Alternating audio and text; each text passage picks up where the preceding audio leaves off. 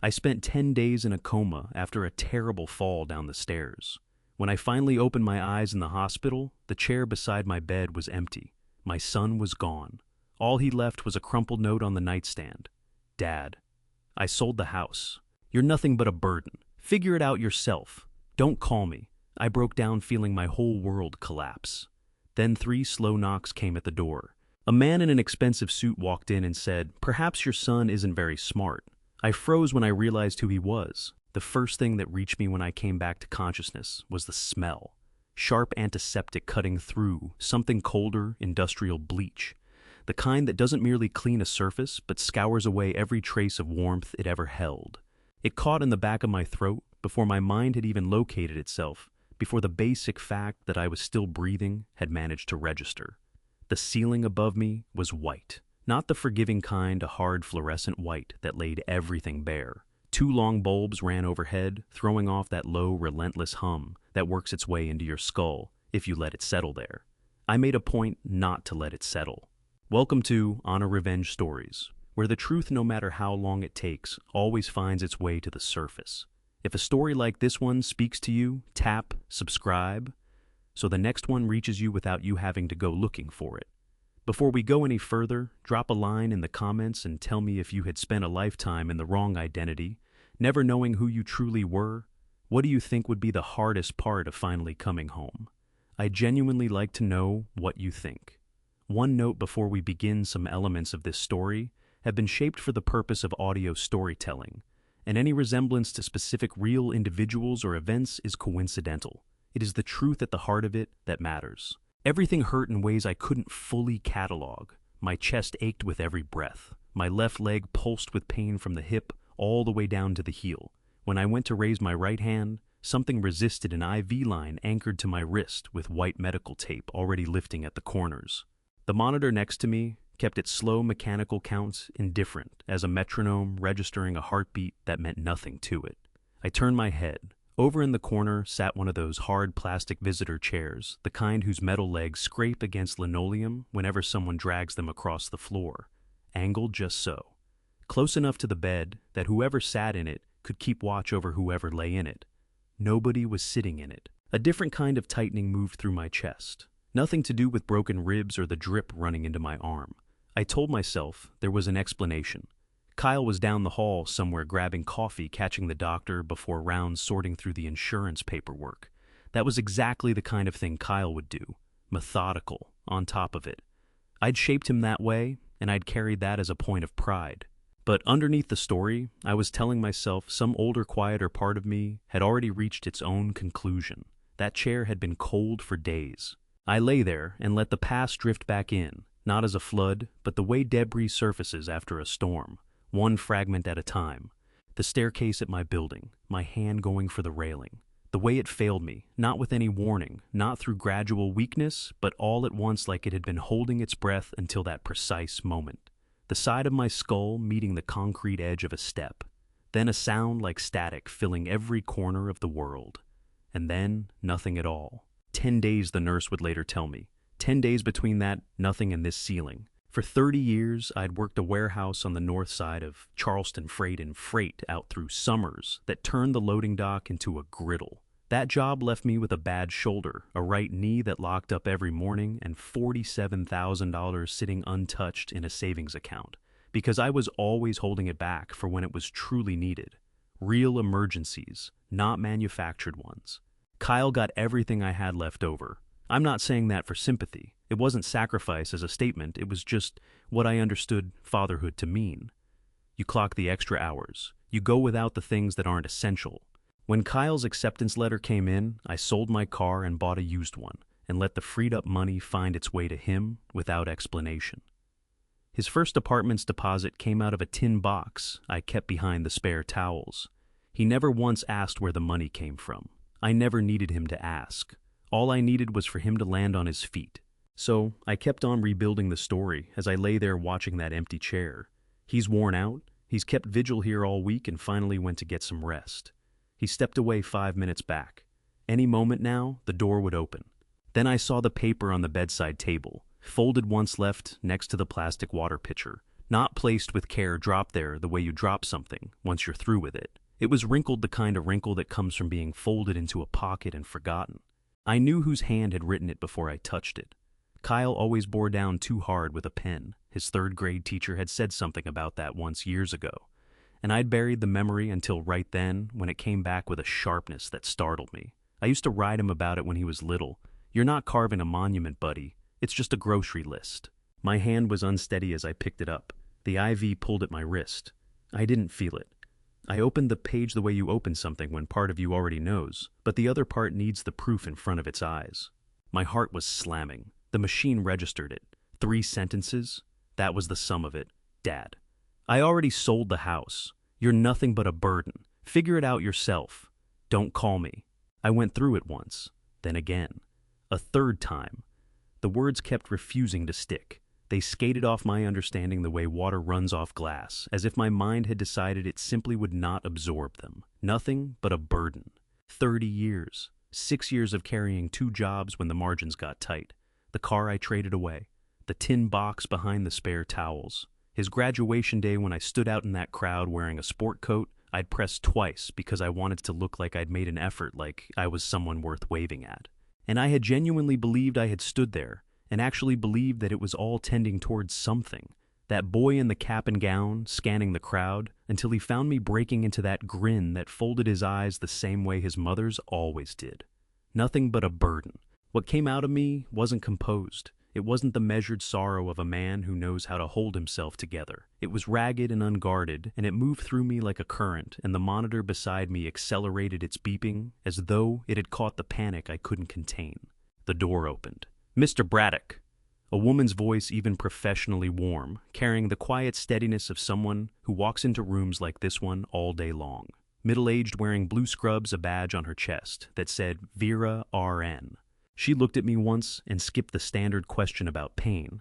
Instead, she walked straight to the windowsill, lifted the tissue box sitting there, and placed it within reach of my hand. "Is there someone I can call?" she said. I looked down at the paper, then across at the empty chair. "No," I said. The word came out hollowed, scraped, raw. "There's no one." Vera didn't press. She stood quietly for a beat, hands loose at her sides, and something moved across her face, not exactly pity, more like the recognition of someone who'd received those same words before and understood that no response was equal to them. She slipped out. The door settled shut behind her. The room went back to its buzzing and beeping, and I was left alone with a crumpled note and 67 years of a life that felt right then as though it had never been built on anything solid at all. I stared up at the ceiling. The light hummed. The machine ticked on. And then into that pressing silence came 3 knocks at the door. Not the brisk tap of a nurse. Nothing hesitant or rushed. 3 unhurried, deliberate knocks, the signature of someone who is certain they are welcome. The door swung open before I managed a response. He wasn't medical staff. I could see that the instant he crossed the threshold, not solely because of the suit, though that suit would have turned heads anywhere in this building. It was something in how he carried himself. Doctors enter a room, like there's a problem waiting to be diagnosed. This man entered like the diagnosing was behind him. I put him somewhere in his mid-60s. Silver hair, clean jaw, the kind of face that gets described as distinguished. So often the word finally fits. The suit was midnight blue wool, the kind that costs more than most people's monthly rent, tailored tight at the shoulder, and falling clean, not a crease in it, though he'd obviously had it on for hours. His shoes were dark calfskin leather, buffed to a quiet shine, not showy, just exacting. He had a black leather briefcase in his left hand, carried at his side as though it were empty. His gaze found me right away, dark brown eyes still and unhurried, and something crossed through them I couldn't quite identify. Not pity, not the managed distance of a professional call, something closer to relief. The look of a man who has spent a long time searching for something and has just against all expectation walked into the room where it was waiting. He drew the visitor's chair to the side of my bed and settled into it, set the briefcase down on the floor, and folded his hands in his lap. He regarded me the way you regard someone you've been holding space for. "Mr. Braddock," he said. Low measured the unhurried authority of a man who had spent decades in conversations where every word carried consequence. "I'm sorry to intrude. I imagine this is not the morning you'd hoped for." I still had the note in my hand. I didn't move to conceal it. "I don't know who you are," I said. "No, you wouldn't. He didn't seem troubled by that.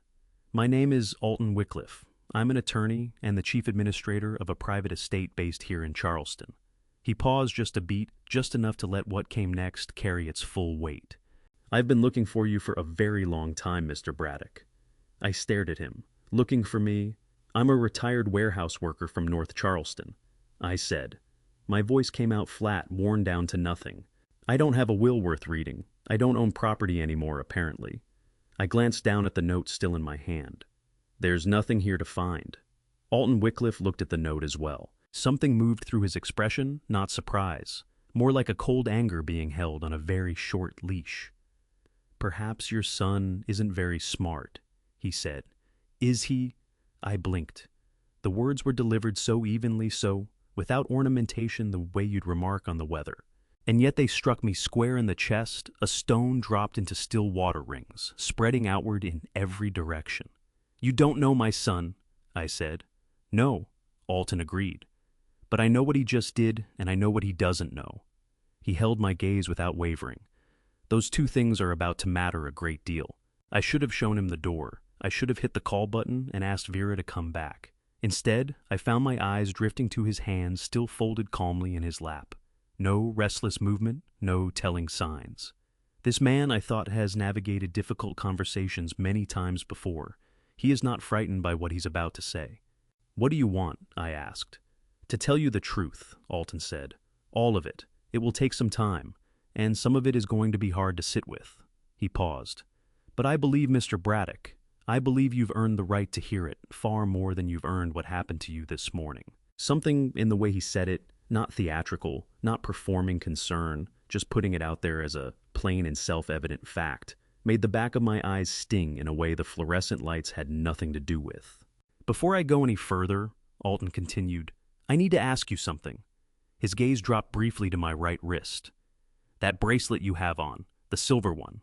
My hand moved before I'd consciously decided to move, it pulling my wrist slightly toward my body, the instinct of someone who senses that something they value is about to be questioned. I'd worn that bracelet for as long as memory reached. It was already on my wrist the day the staff at St. Clement's Children's Home entered me into their intake records. Nobody had ever explained where it came from. I had tried to find out. I had eventually stopped trying. I had never once taken it off. What about it? I said. Alton didn't reach for it. He simply looked at it the way you look at something you have traveled a great distance toward and can finally see up close. I've seen that bracelet before, he said quietly. In photographs, in documents, in a description filed by a forensic archivist who spent 14 months trying to match a piece of silver jewelry to a family crest. My mouth had gone dry. What family? Alton reached down and opened the briefcase sitting beside his chair. His movements were unhurried, careful without being slow, deliberate without any theater. He lifted out a photograph, old enough that its edges had gone soft and its colors had warmed toward sepia, and extended it toward me between two fingers. I took it. A little boy 4 or 5 years old, standing at the entrance of a tall iron gate set into a stone wall. The gate stood open. Beyond it, rising in the background, was a white 3-story house, black shutters columns across the front. The kind of house that announced a certain kind of Charleston family, the kind whose name you found carved into stone on buildings downtown. The boy was squinting against the sun, grinning, and on his right wrist, plainly visible, catching the light, a silver bracelet. My hands began to tremble so badly the photograph shook. The bracelet in that image was not similar to mine. It was not close. It was identical. Same narrow gauge. Same small engraved crest on the face. Same slight irregularity along the left side, where the silver had been worked by hand rather than stamped by machine. That boy, I said. My voice had dropped to barely above a whisper. Who is that boy? Alton looked at me steadily. His expression was measured, not cruel, not pitying, just present the way someone is present when they understand that the next sentence is going to restructure another person's entire world. That little boy, Alton said, is you, taken in the summer of 1959 in front of your family home. He let a beat of silence rest between us. Your real name is not Stanley Braddock. The machine beside me beeped. Out in the corridor, someone laughed at something, a quick, ordinary sound that seemed to be arriving from a different planet entirely. Then what is it? I asked. Alton reached into the briefcase again. This time he withdrew a document, thick official, bound with a dark ribbon, and laid it on the bed beside my hand without opening it. "Your name," he said, "is Lawrence Rentham, and the man standing next to you in that photograph." He indicated a tall figure just visible at the edge of the frame, one hand settled on the little boy's shoulder. "Is your father Gideon Rentham?" He paused. "He spent the last 40 years of his life searching for you, and when he died, he left you everything he had. The room didn't spin. Nothing dramatic occurred. It simply became very, very quiet the way a space goes quiet after a sound so immense that the silence following it has its own physical weight." I looked at the document on the bed. I looked at the bracelet on my wrist. I looked at the photograph of a small boy squinting into the sunshine in front of a house that apparently bore his name. And somewhere beneath the grief and the exhaustion and the morning's wreckage, something deep in my chest split open. Something that had been sealed for 63 years, let in the thinnest sliver of a feeling I'd gone so long without that it took a full 10 seconds before I could name it. Hope. I don't know how long I studied that photograph before my mind accepted what it was actually seeing. At first it did what the mind does when it confronts the impossible. It reached for the rational explanation. Old photo, similar bracelet, coincidence. Plenty of silver bracelets in Charleston probably resembled mine. Designs got repeated, jewelry got copied. This proved nothing. Except it did. Because I knew this bracelet the way you know your own reflection. 63 years it had been on my wrist. I knew its exact weight the way it sat a little heavier toward the outer edge. I knew the small flaw on the left side, where the silver curved a fraction of a millimeter, too tight, as if the craftsman had second-guessed his hand partway through. I knew the crest engraved on the face, a design I'd spent years attempting to trace and never could, because wherever I'd come from before, St. Clement's Children's Home took me in that chapter of my life, was simply erased. The bracelet in the photograph carried the same flaw. My hands were shaking so hard, I had to put the photograph down on the bed before I lost my grip on it. "That's my bracelet," I said. The words scraped out of me. "That is exactly my bracelet." "Yes," Alton said. "It is, but that's—" I pressed my fingers against my mouth for a moment, trying to keep myself from coming apart. "That boy can't be more than 5 years old." 4.5, Alton said. "The photograph was taken in June of 1959 at the front gate of the family property in the historic district. Your father had gone out and bought you a bicycle for your birthday 2 months ahead of time because he couldn't wait." Something crossed Alton's face, then something old and private and deeply felt. He was like that. He was never very good at waiting when it came to you. Those words reached somewhere I wasn't braced for, and my throat sealed up so fast it surprised me. I swallowed against it. "You keep saying my father, I managed. I grew up in an orphanage. I don't have a father." "You have one," Alton said with a quiet firmness. "Or rather, you had one. A deeply stubborn, relentlessly devoted, thoroughly impossible man who spent 63 years refusing to accept what everyone around him kept insisting was the truth." He leaned forward slightly. "Mr. Braddock, what do you know about the name Rentham?" I shook my head. "Nothing. It's a street name. There's an Ashford Avenue over in Mount Pleasant." "Rentham Capital Group," Alton said. "Downtown Charleston, 40-story building on King Street glass and steel, the Rentham crest on the lobby floor in black marble." Something stirred at the edge of my memory. I'd driven past that building 100 times. Everyone in Charleston knew Rentham Capital. Old money, real old money. The kind that had roots here deeper than the city's own founding. I wet my lips. "That's one of the biggest private equity firms in the state." "In the Southeast," Alton corrected without pride, just precision. "Founded in 1938 by a man named Gideon Rentham, your paternal grandfather. Passed to his son, your father, also named Gideon, in 1969. He paused. "Your name, your real name, is Lawrence Gideon Rentham. You are the only child of Gideon Rentham II and the sole living heir to the Rentham family." The room felt like it had shifted 2 degrees off level. Not enough to knock you down, just enough to make everything feel slightly wrong. "That's not possible," I said, my voice split straight through the middle. "I'm a warehouse worker. I drove a forklift for 30 years. I lived in a 2-bedroom apartment that smelled like the neighbors cooking. I am nobody." "Stop." Alton's voice was soft, but underneath that softness was iron, the kind of quiet that doesn't negotiate. "Don't do that. Don't let what someone else's cruelty made of your life become the whole story." He held my gaze. You are not nobody.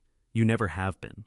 And the man who spent 63 years refusing to give up on finding you would be deeply angry to hear you say otherwise. My chest broke open like dry wood. He looked for me. The words came out barely above a whisper. Every single day, Alton said. In the beginning, he brought in investigators. When those investigators exhausted their leads, he hired others. When the trails went cold, he kept the files open and waited for something new to surface. He reached into the briefcase and produced another photograph, more recent, the colors true.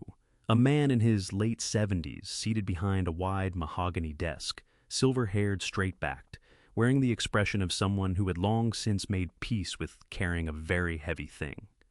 This is your father, taken about 6 years before he passed. I took the photograph in both hands. The jaw, the set of the brow, the way the corners of his eyes creased when he wasn't quite smiling, but wasn't not smiling either. "Oh God," I breathed. "You see it," Alton said. I did see it. The way you glimpse your own face in a mirror, you weren't expecting that half second before recognition lands. The man in the photograph looked like me, older, more weathered, shaped by burdens I hadn't carried, but the underlying structure was the same. The bones were the same. He passed away. My voice broke on those words, and I couldn't pull it back together. 2 years ago, Alton said gently. January 2021. Heart disease. He was 89 years old. He let me have a moment with that. He died in the same house he'd lived in his entire life, the same house you were born in. A sound escaped me that I hadn't planned, not quite a sob, more like the sudden release of pressure that had been building far too long. My father had died 2 years ago. 2 years ago, he'd been alive. For 63 years, he'd been alive. While I was running forklifts and making lunches and pressing a sport coat twice for Kyle's graduation, my father had been living 70 miles away in the historic district of this same city. He never found me, I said, not a question. No, Alton said. Something in his voice carried the weight of grief that's been carried long enough to become permanent. He never stopped looking. But no, he never found you. Not in time. He paused. That is the one thing in his life your father considered a failure. Everything else he built, everything else he achieved, none of it came close to mattering the way you did. I pressed the heel of my palm hard against my eye because if I didn't, I was going to come completely undone, and some stubborn core of a 68-year-old man who'd survived 30 years of warehouse work wasn't going to allow that. Not yet. You said he left me everything, I said, hauling my voice back under control by sheer force of will. What does everything mean? Alton reached into the briefcase a final time and drew out a document, thick notarized, bound with a dark green ribbon. He set it on the bed with the calm certainty of someone placing the last piece of a puzzle that had taken half a century to assemble. It means Rentham Capital Group, he said. It means the family property in the historic district. It means the investments, the trusts, the accounts. He looked at me without blinking. It means $950 million, Lawrence, all of it, every cent, left to you and only to you. The number hit like something physical. $950 million. I looked down at Kyle's crumpled note still half visible on the bedside table. You're nothing but a burden. Alton didn't rush to fill the silence. He reached into the briefcase one more time and produced a second photograph, more recent than the first. The colors crisp and clear. He extended it without a word and let me take it. The man in this one was in his late 70s, perhaps early 80s, silver-haired and straight-backed, seated behind a broad mahogany desk, with his hands folded before him. His face was weathered, the way a face gets weathered when it has held something heavy for decades, not destroyed by it, but formed by it, the way stone is shaped by water over time. His jaw was strong, his eyes were steady, his jaw was my jaw. That's him, I said. It came out as a statement, not a question. My voice had fallen to barely a whisper. That's Gideon Rentham, taken 6 years before he passed, Alton said. He hated having his photograph taken, but I insisted that year. I had a feeling. I couldn't stop looking at the photograph. 68 years old, sitting in a hospital bed, seeing my father's face for the very first time. Tell me about him, I said. My throat ached with the effort of keeping my voice level. Please, tell me everything. Alton settled back in his chair, and something in the way he held himself shifted the formal bearing of a lawyer, easing into something more personal, more worn at the edges. Gideon Rentham was not a simple man, he said.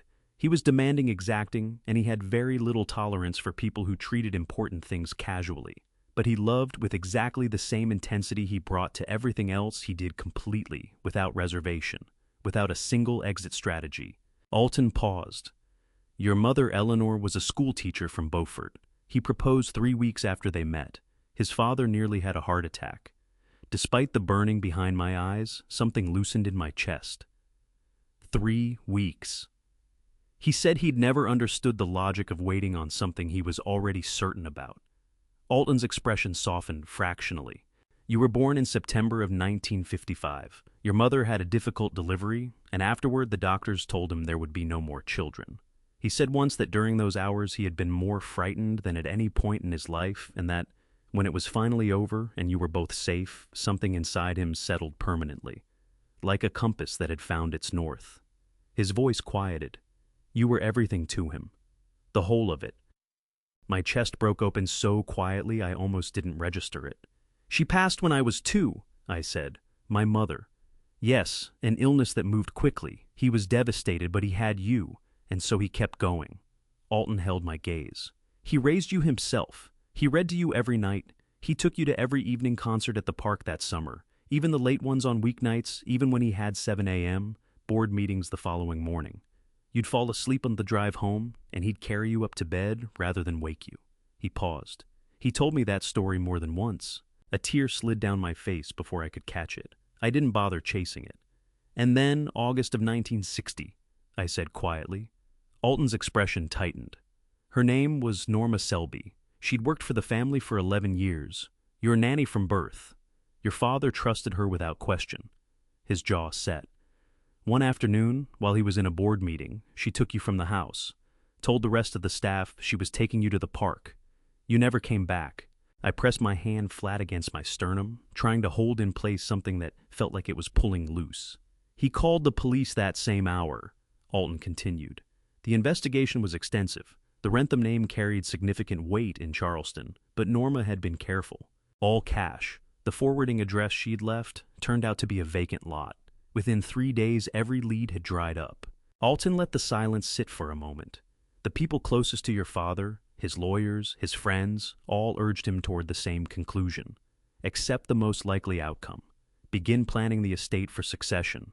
Let grief find its resolution and move forward. Alton's eyes stayed level on mine. He informed them all in terms I won't reproduce inside a hospital room, precisely where they could direct that counsel. Something broke out of me, half laugh, half, something I don't have a word for. I pressed my knuckles hard against my mouth. He kept your room, Alton said. Left it exactly the way it looked the morning you vanished. Books where you'd shelved them. A drawing you'd made the two of you together, still fixed to the wall above your desk. The wooden baseball bat you'd just learned to swing that summer. His voice descended as he went on. Every week for 63 years, without a single exception, I walked into that room and set a fresh magnolia on your desk. They came from the garden out back, your father's favorite bloom. His standing order never changed, keep the room ready. He was coming home. My shoulders gave way. I didn't fight it. Every Monday, Alton said almost to himself. 63 years. Not once did he waver. I came apart. Not with noise, not with any performance, just cleanly, completely. The tears arrived fast and they burned, and I made no attempt to stop them, because there was nothing remaining in me that had the will to try. 276. Mondays. 276. Times this man had carried a flower into a child's room for a boy who had grown up not even knowing his own real name. Alton didn't fill the space. He didn't glance away or shift in the chair or move toward the call button. He sat with the stillness of someone who had long since understood that certain kinds of grief demand room and time and nothing else. When I finally gathered myself, I dragged both hands across my face and looked at Alton with what little I had left. He never took another wife, I said. Did he? No. Alton answered simply and without elaboration. His work sustained him. His search for you sustained him. And beneath both of those a conviction, one that everyone in his life dismissed as irrational, that you were out there alive and that he would reach you before it was over. Something in Alton's bearing carried the quiet weight of a man who had seen that conviction vindicated. I came into the Wrentham household in 1976 and took on as chief legal counsel by 1987. In all those years across every setback and cold trail, I never heard him speak the words, "I've given up." I turned my gaze down to the bracelet resting on my wrist, the same one visible on that small boy's wrist, in the old photograph, the one Gideon Rentham had fastened there before everything was stolen. "How did you manage to find me?" I asked. "After all of it, after all this time." Alton's expression became more deliberate, more contained. "It begins with a letter. It arrived at the estate in the spring of 2006, no return address, no signature on the envelope. Written by someone who had spent 46 years lugging a secret around that had grown too crushing to carry into death."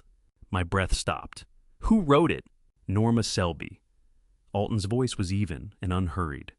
"Composed on a hospice bed in Savannah, roughly 3 weeks before she died." I said the name back to myself. Norma Selby. It sat wrong in my mouth, the way a word tastes when it has been buried in darkness for decades and is only now being dragged into the open. The woman who had lifted me out of my father's house at 4 years old. The woman whose face had left no impression on me, whose voice I couldn't summon, who had carried me to St. Clement's Children's Home like something to be left on a doorstep and never collected.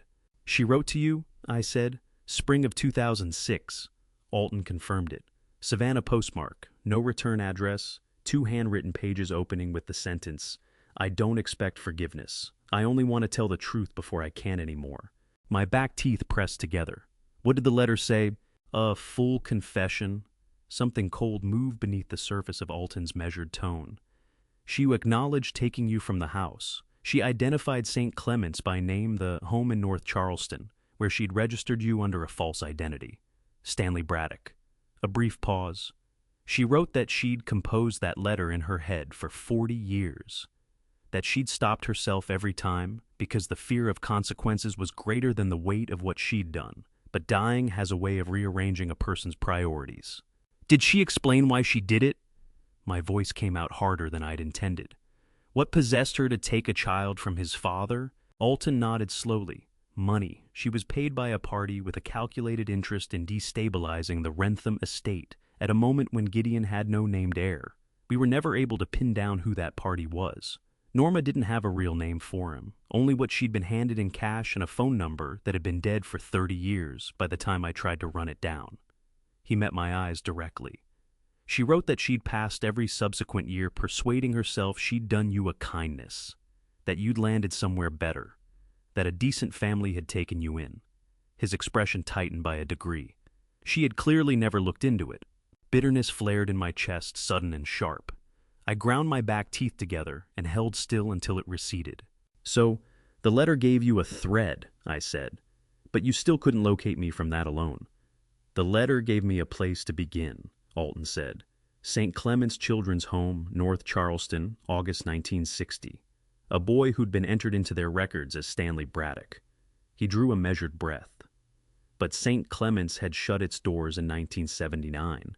3 years before closure in 1976, a fire had consumed their records, intake logs, placement files, the lot. By the time I was searching, there was no paper trail at all."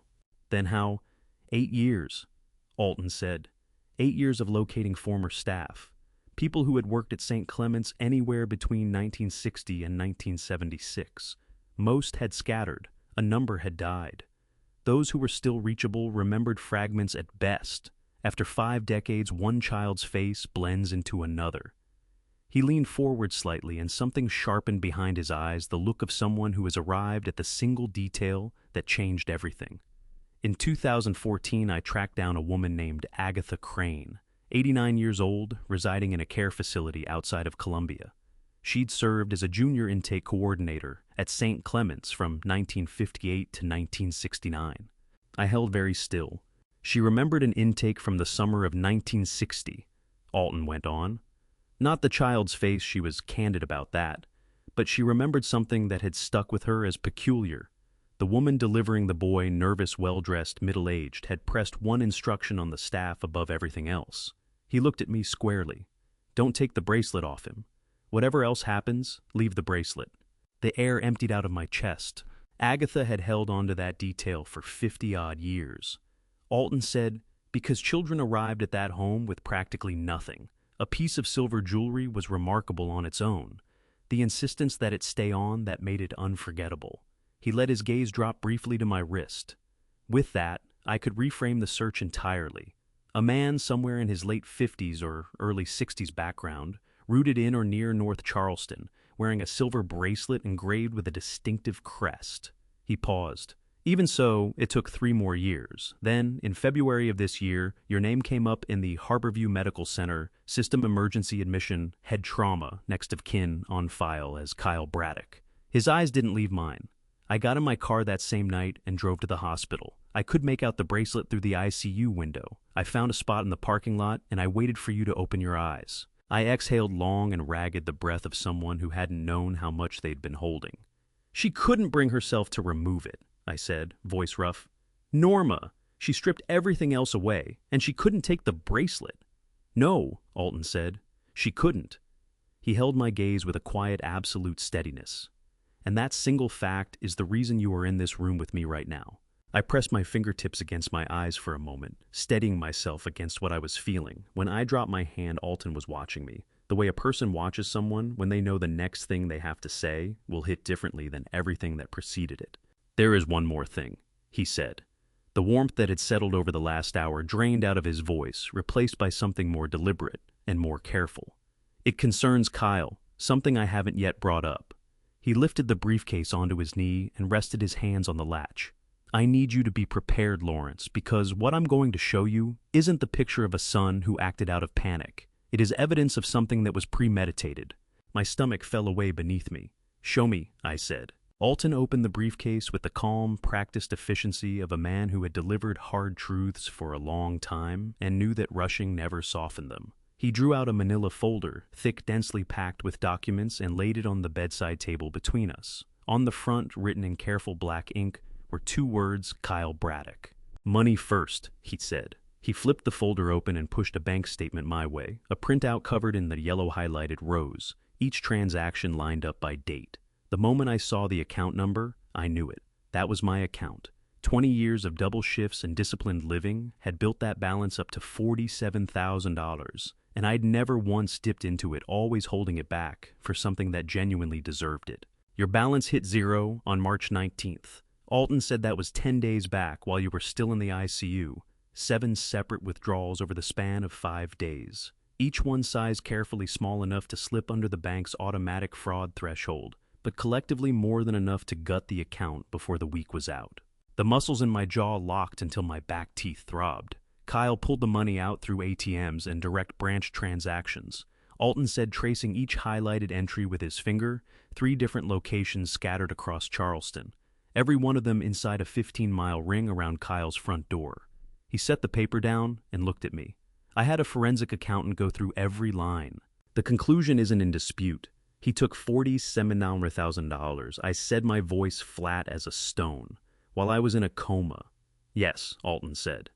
He didn't look away. Something ignited at the back of my throat with each breath I drew. Not grief, not this time. Something drier, harder than that. Alton placed the second document in front of me. A real estate transaction record stamped and notarized dated March 18th, the day before that final withdrawal hit. The property listed was my apartment building on Glenwood Drive, North Charleston.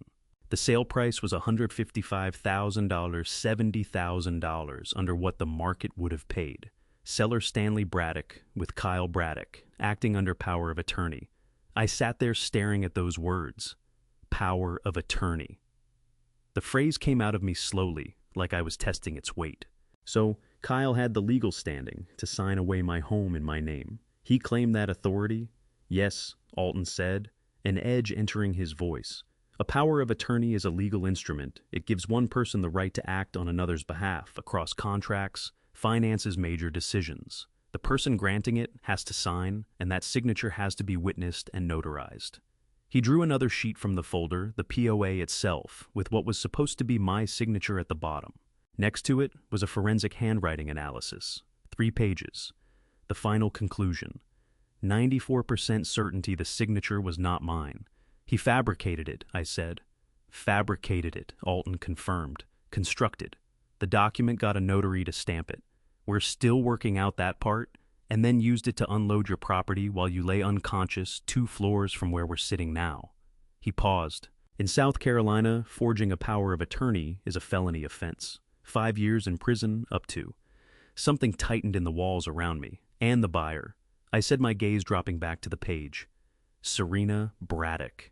I looked up. His wife, your daughter-in-law, Alton said.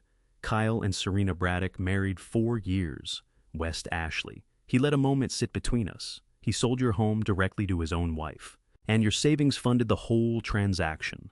The money he'd pulled from your account became the down payment.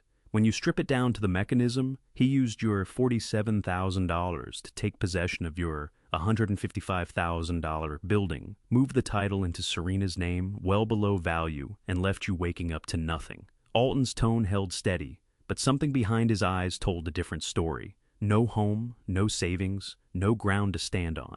I pressed my closed fist against my lips. A heat behind my eyes, burning and fierce, and for a moment, the fury was so total, it left no room for anything else. She's not just the wife, I said. Is she? Without pausing, Alton moved to the next document in the stack. Text messages, a printed chain of them, pulled through a legal preservation order on Kyle's phone records. Every exchange carried a date and a timestamp.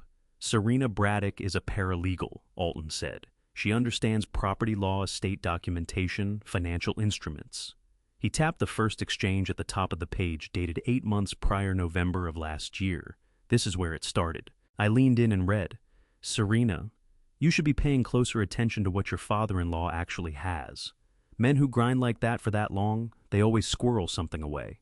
Kyle, he's got a little in savings. Not much. Serena, the amount isn't the point. The point is what you're owed when he's no longer around. You've been carrying him emotionally for years. Kyle, not really. Serena, yes, really. That kind of weight counts for something. Open your eyes. I read through the next exchange, and the one after. Each message nudged the conversation a few steps further down the same slope. Serena setting the direction, Kyle following the language, migrating by slow degrees from low-grade resentment into something with a blueprint. By January, they were talking through what the apartment building could actually fetch. By February, Kyle was querying Serena on exactly how power of attorney paperwork got executed. The page was shaking in my hands. She steered this, I said. My voice was rough, barely above a murmur. Right from the start, she steered it. She was the architect, Alton said, measuring each word. Kyle was the one who acted. But the financial scheme that stripped you of everything that structure was built on ground that Serena Braddock prepared stone by stone across 8 months. He held my eyes. She is not a bystander in this. I put the documents down carefully because I didn't trust myself not to destroy them. Is that it? I asked. My voice had gone somewhere very quiet, the quiet of a room just before something breaks. Alton reached into the briefcase one last time and set a USB drive on the table between us. Small, black, unremarkable. No, he said. It isn't. He picked it up, carried it to the small desk under the window, and opened his laptop. Same deliberate, unhurried manner he'd had from the moment he walked in. The light in the room had changed while we'd been sitting there, the shadows longer. Now the sun having slipped behind the building line outside, and the whole floor wrapped in that muffled, drawn-down stillness that comes over a hospital. Once the hardest hours of the day have run their course. He slotted in the drive. Didn't speak. Just rotated the screen toward me and repositioned his chair so we could both see it. Before I pull this up, he said some background. Roughly 4 months ago, while I was still trying to track you down, I found out that Kyle Braddock was working at Rentham Capital Group. At that point, I engaged a private investigator to keep tabs on his movements. That's standard in estate matters where the heirs are unknown and the complications are real. He paused. The PI picked up something unusual in late February. Within a single week, Kyle had made 2 separate trips to your apartment building, neither of them a part of his usual pattern. The second visit showed up on the building's exterior security camera, the one pointed at the main stairwell entry. My throat went dry. Alton clicked on the first file.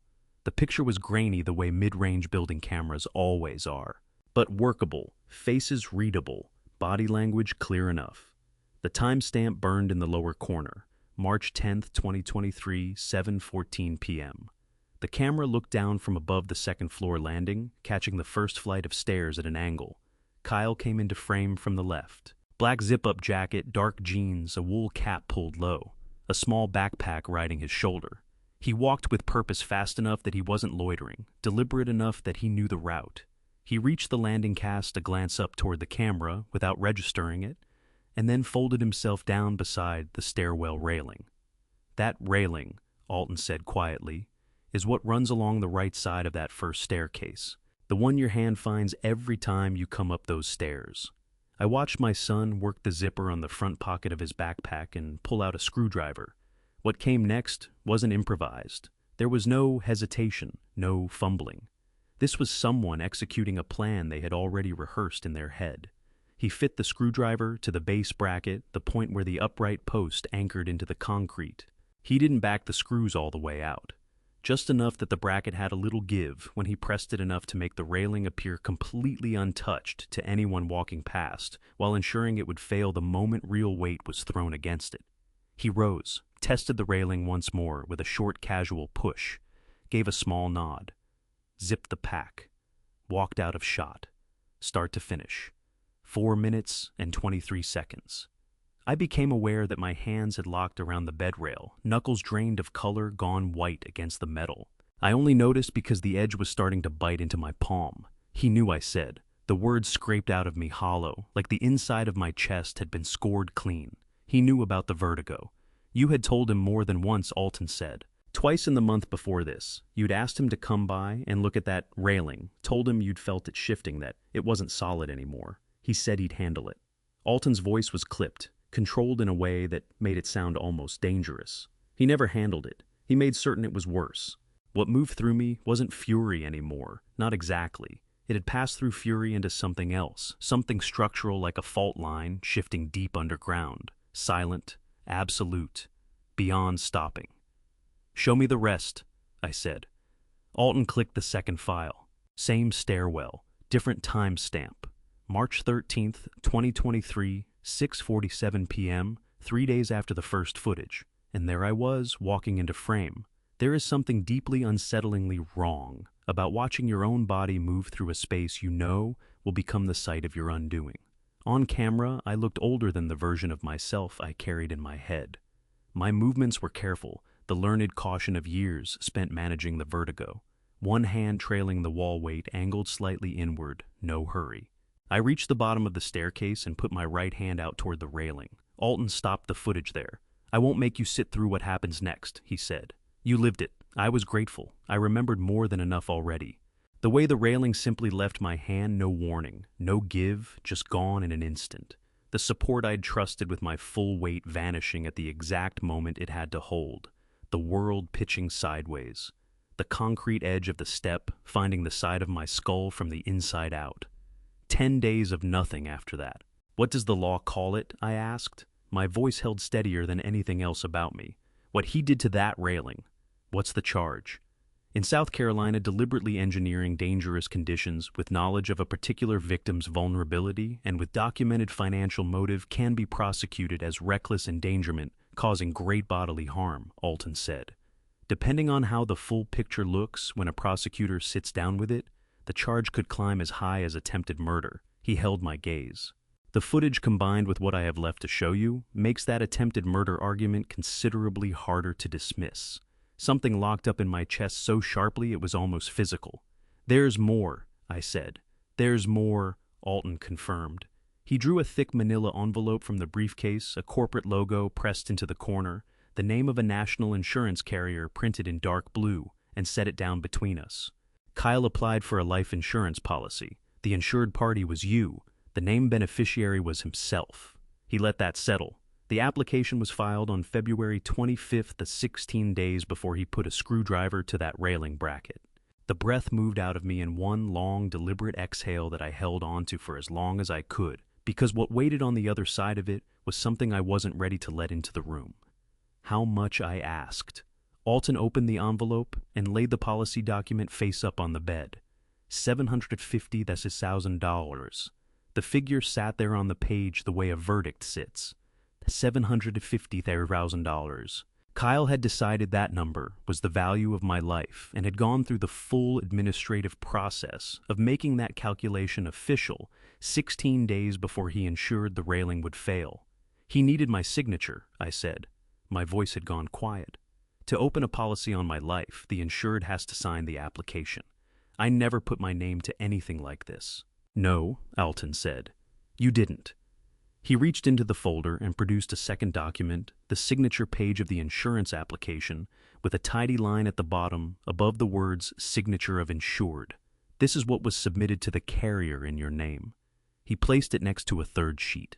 A forensic analysis from a handwriting expert, 4 dense pages of technical language and comparison diagrams, arriving at a plainly worded conclusion on the final page. The signature on the insurance application did not match authenticated samples of Stanley Braddock's handwriting. Confidence level 96.8%. First-degree insurance fraud, I said.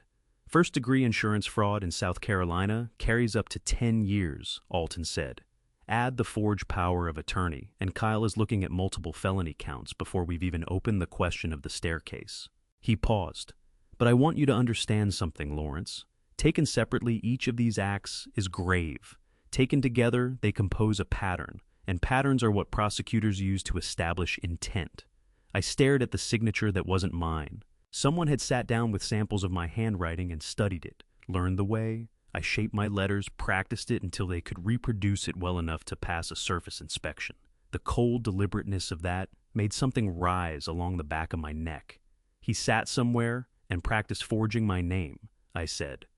Or, Serena did, Alton said. He reached for the final section of the folder, a longer printed chain of text messages spanning the period from November of last year through early March, several pages of them laid out in sequence. He pointed to where I should begin. I read through the early exchanges I'd already seen Serena guiding Kyle toward his father's finances, the slow construction of resentment into something with sharper edges and a purpose. But this record continued past where Alton had stopped before. Serena, January 14th. The life insurance is the cleanest path. If something happens to him naturally, you collect. No questions asked. Kyle, he's not that old. He could have another 20 years in him. Serena, not if his health keeps sliding. You said the vertigo is getting worse. Nausea came up through me so fast I had to press my palm flat against my sternum to hold myself still. Kyle, February 3rd. The railing on his staircase is loose. Been that way for months. I keep meaning to get to it. Serena, don't. 2 words, that was all, don't. And then 4 days later, Serena, get the policy finalized this week before anything shifts. Kyle, you really think this is gonna work? Serena, he grabs that railing every time he goes upstairs. You told me that yourself. Just make sure it stays exactly as it is. My vision went soft at the edges, not from tears, from the nauseating sharpness of what I was seeing. This wasn't a moment of weakness. It wasn't desperation or a rash decision made under pressure. This was a conversation, a plan, something discussed over shared meals and, in the dark of a bedroom, tapped out on phones, while a television murmured somewhere nearby, made routine made ordinary, given the same texture as scheduling a car service appointment. They had mapped out my death the way most people map out a holiday. She told him to leave the railing alone, I said. My voice had become something I almost didn't recognize. She knew what that railing meant for me. She knew precisely what would happen, and she told him to walk away from it. Yes, Alton said, and the insurance policy that originated with her. The text record makes that clear. Yes. I set the pages down. My hands were shaking, not the light tremor of cold or tiredness, but a deep bone-level shudder, the kind that comes when the body is trying to absorb something the mind is still refusing to fully take in. She sat at my dinner table, I said. At Christmas 2 years ago, she brought a lemon pie. The words tightened in my throat. I thought she was good for him. I told Kyle I was relieved he'd found someone solid to stand beside him. I know, Alton said, and the gentleness in his voice made it land harder, somehow made everything more concrete, more immovable, more impossible to push back from. I covered my face with both hands and breathed, slow, deliberate. The way you breathe when you're trying to hold the shape of yourself together while something enormous presses against it from all sides. When I lowered my hands, my jaw was set. My eyes were dry, and something deep inside my chest had gone very still, the stillness at the center of a storm where everything is quiet and nothing is at rest. What comes next? I asked.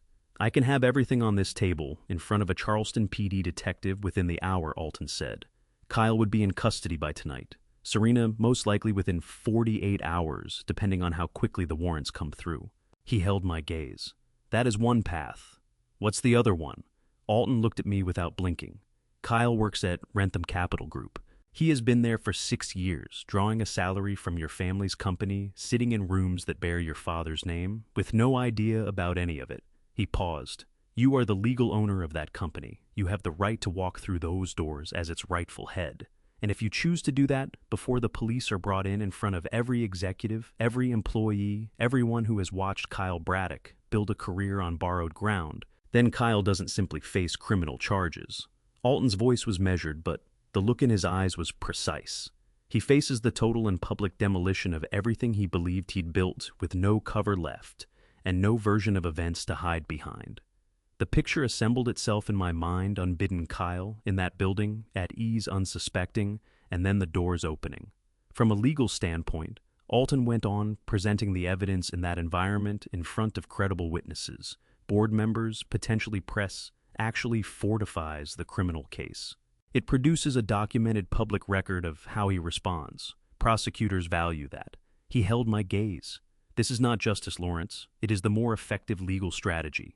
I reached over and lifted the photograph of Gideon Rentham from the bed beside me, the one Alton had shown me hours before the silver-haired man behind the mahogany desk, who had kept a room waiting for 63 years. My father had never lived to witness this moment, but I intended to make certain Kyle understood in full what he had thrown away. Schedule the board meeting, I said. Every executive in that room. I put the photograph back down, and Alton nothing to the police until after I've walked through those doors. Alton held my gaze for a long beat. Then he gave one slow nod, reached for his phone, and started to dial.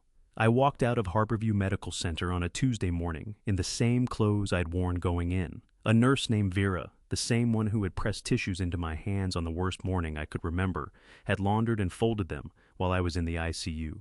She'd set them on the chair beside my bed, without any fuss, without a word of it. I never got the chance to thank her properly. She was already halfway down the corridor and needed somewhere else.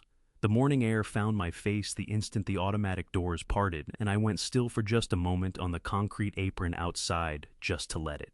March in Charleston, not cold, not warm, that specific in-between that the low country does unlike anywhere else. A faint salt edge off the harbor, threaded through something green and alive. I drew it in slowly, deliberately, the way a person breathes when they've just been given a sharp reminder that breathing is not something to treat as ordinary.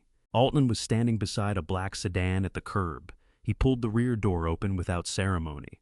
"How are you feeling?" he asked. Like a man who spent 10 days in a coma and then 18 hours having his whole life laid out in front of him, I said. Something like that. Alton almost smiled. That's fair. I settled into the back seat.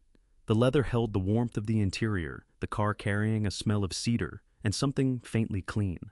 Alton took the front passenger seat, and a driver I hadn't encountered before, a composed man in his 50s named Curtis, whom Alton introduced briefly as the estate's head of household transport, eased the car smoothly into traffic. We went south through North Charleston first, my neighborhood. I watched it move past the Glass, the warehouse district where I'd clocked in for 30 years. The dollar store on Glenwood Drive, where I'd bought Kyle's school supplies every August. The diner on Dorchester Road, where I'd eaten Saturday breakfast by myself for the last 5 years, ever since Kyle stopped coming. Familiar, worn, known. The landscape of a life built without knowing it wasn't the whole picture. You'll feel like an outsider there at first, Alton said, watching me watch the window. At the manor. That's to be expected. Give yourself time. How long did it take you, I asked, to feel like it actually belonged to you? Alton gave the question the weight it deserved before answering. About 2 years, he said, and I wasn't carrying 63 years of somewhere else behind me. The scenery shifted as we crossed onto the peninsula. Streets narrowed and grew quieter. The buildings aged around us more, considered more deliberate in their proportions.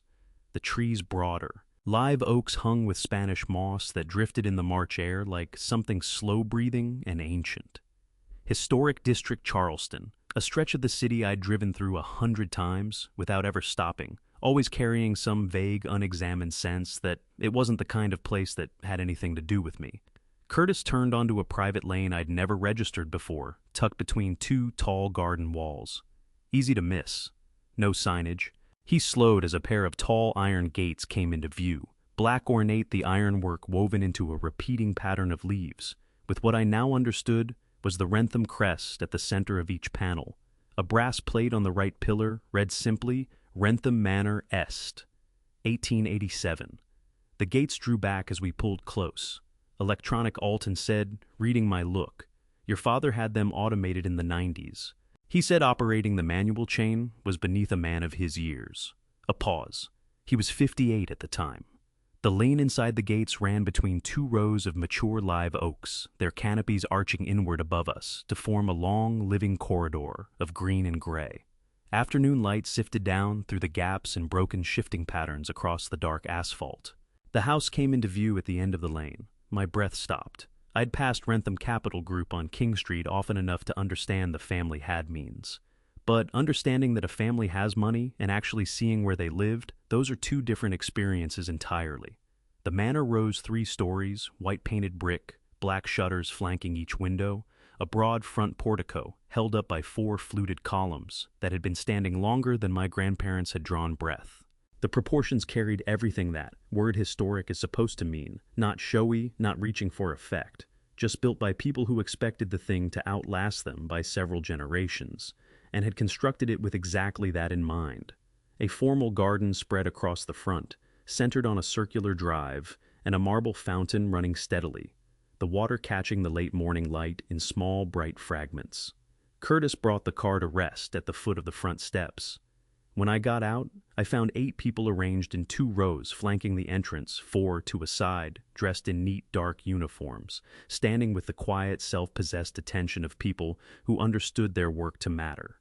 The woman at the head of the left row, the most senior among them, silver hair drawn back, carrying herself with the bearing of someone who had managed a large household for a very long time, stepped forward.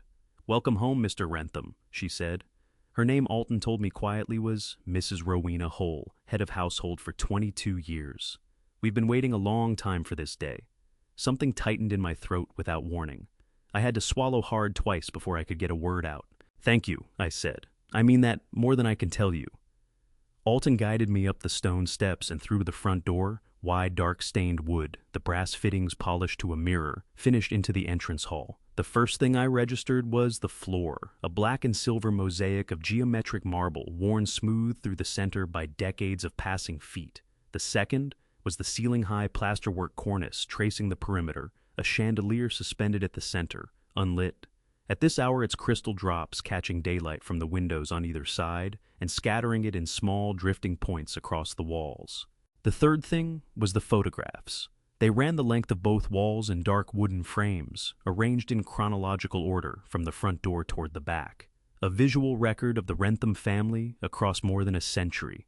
Formal portraits, candid moments, group photographs marking what appeared to be company milestones. Gideon as a young man, sharp-eyed, already carrying authority in his posture. Gideon beside a woman I knew without needing to ask. Was my mother Eleanor laughing at something outside the edge of the frame, her head tilted back, looking more present in that frozen instant than most people manage in motion? I moved along the wall with my hands at my sides, not reaching for anything. And then I found it near the center of the right-hand wall at eye level, in a frame a little larger than those around it. A small boy, 4 or 5 years old, standing in garden light I now recognized as the garden outside, squinting into the sun, grinning, and on his right wrist, catching the light, the bracelet. My bracelet. I raised my fingertips and pressed them very lightly to the glass. The contact, cool, hard, unmistakably real, sent something moving through me that I couldn't have put a name to. "He placed it there himself," Alton said from just behind me. "Center of the wall at eye level. So he'd see it every morning when he came down the stairs." His voice was measured and careful, carrying something very heavy inside it. "He saw it every morning for 63 years.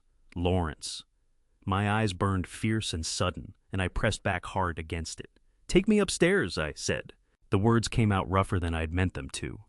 "I want to see the rest." Alton nodded and led me toward the staircase, broad curving the banister, worn silken where hands had found it over 130 years. At the top, a long hallway extended in both directions. He turned right toward the far end where the corridor finished at a single door. A spray of fresh magnolia had been laid across the threshold. White blossoms just opened. Alton stopped before the door and turned to face me. "Are you ready?" he asked. My heart was striking hard enough that I could feel it in my throat. I pressed my palm flat to my chest for a moment, steady and grounding, and then gave a single nod. "Open it," I said. The hinges made no sound. I noticed that right away the door swung wide on perfectly kept hardware, smooth and without effort. What I'm about to tell you is the moment everything I had quietly prepared was about to be set in motion, and the full weight of what my own son had been willing to do was finally going to land in a room full of witnesses. Before we get there, let me ask you this. If someone you loved had been working against you in secret, would you confront them the moment you knew, or would you wait and let the proof speak for itself? That kind of upkeep doesn't happen by neglect. Someone had tended those hinges with oil consistently over time. Someone had cared for this door across many years. The scent came to me before my eyes had finished adjusting old wood and dry paper. The particular stillness of a space that has been held, preserved rather than merely cleaned. And beneath everything else, fresh flowers, the magnolia from the threshold. Yes, but also something older, something that had settled into the very fabric of the room and become inseparable from it. Then the room came into focus, smaller than I'd pictured it. Not a grand nursery, just a boy's room, the kind that belongs to a child who wore himself out playing, and then came inside to read and hadn't yet learned to keep his world at a distance.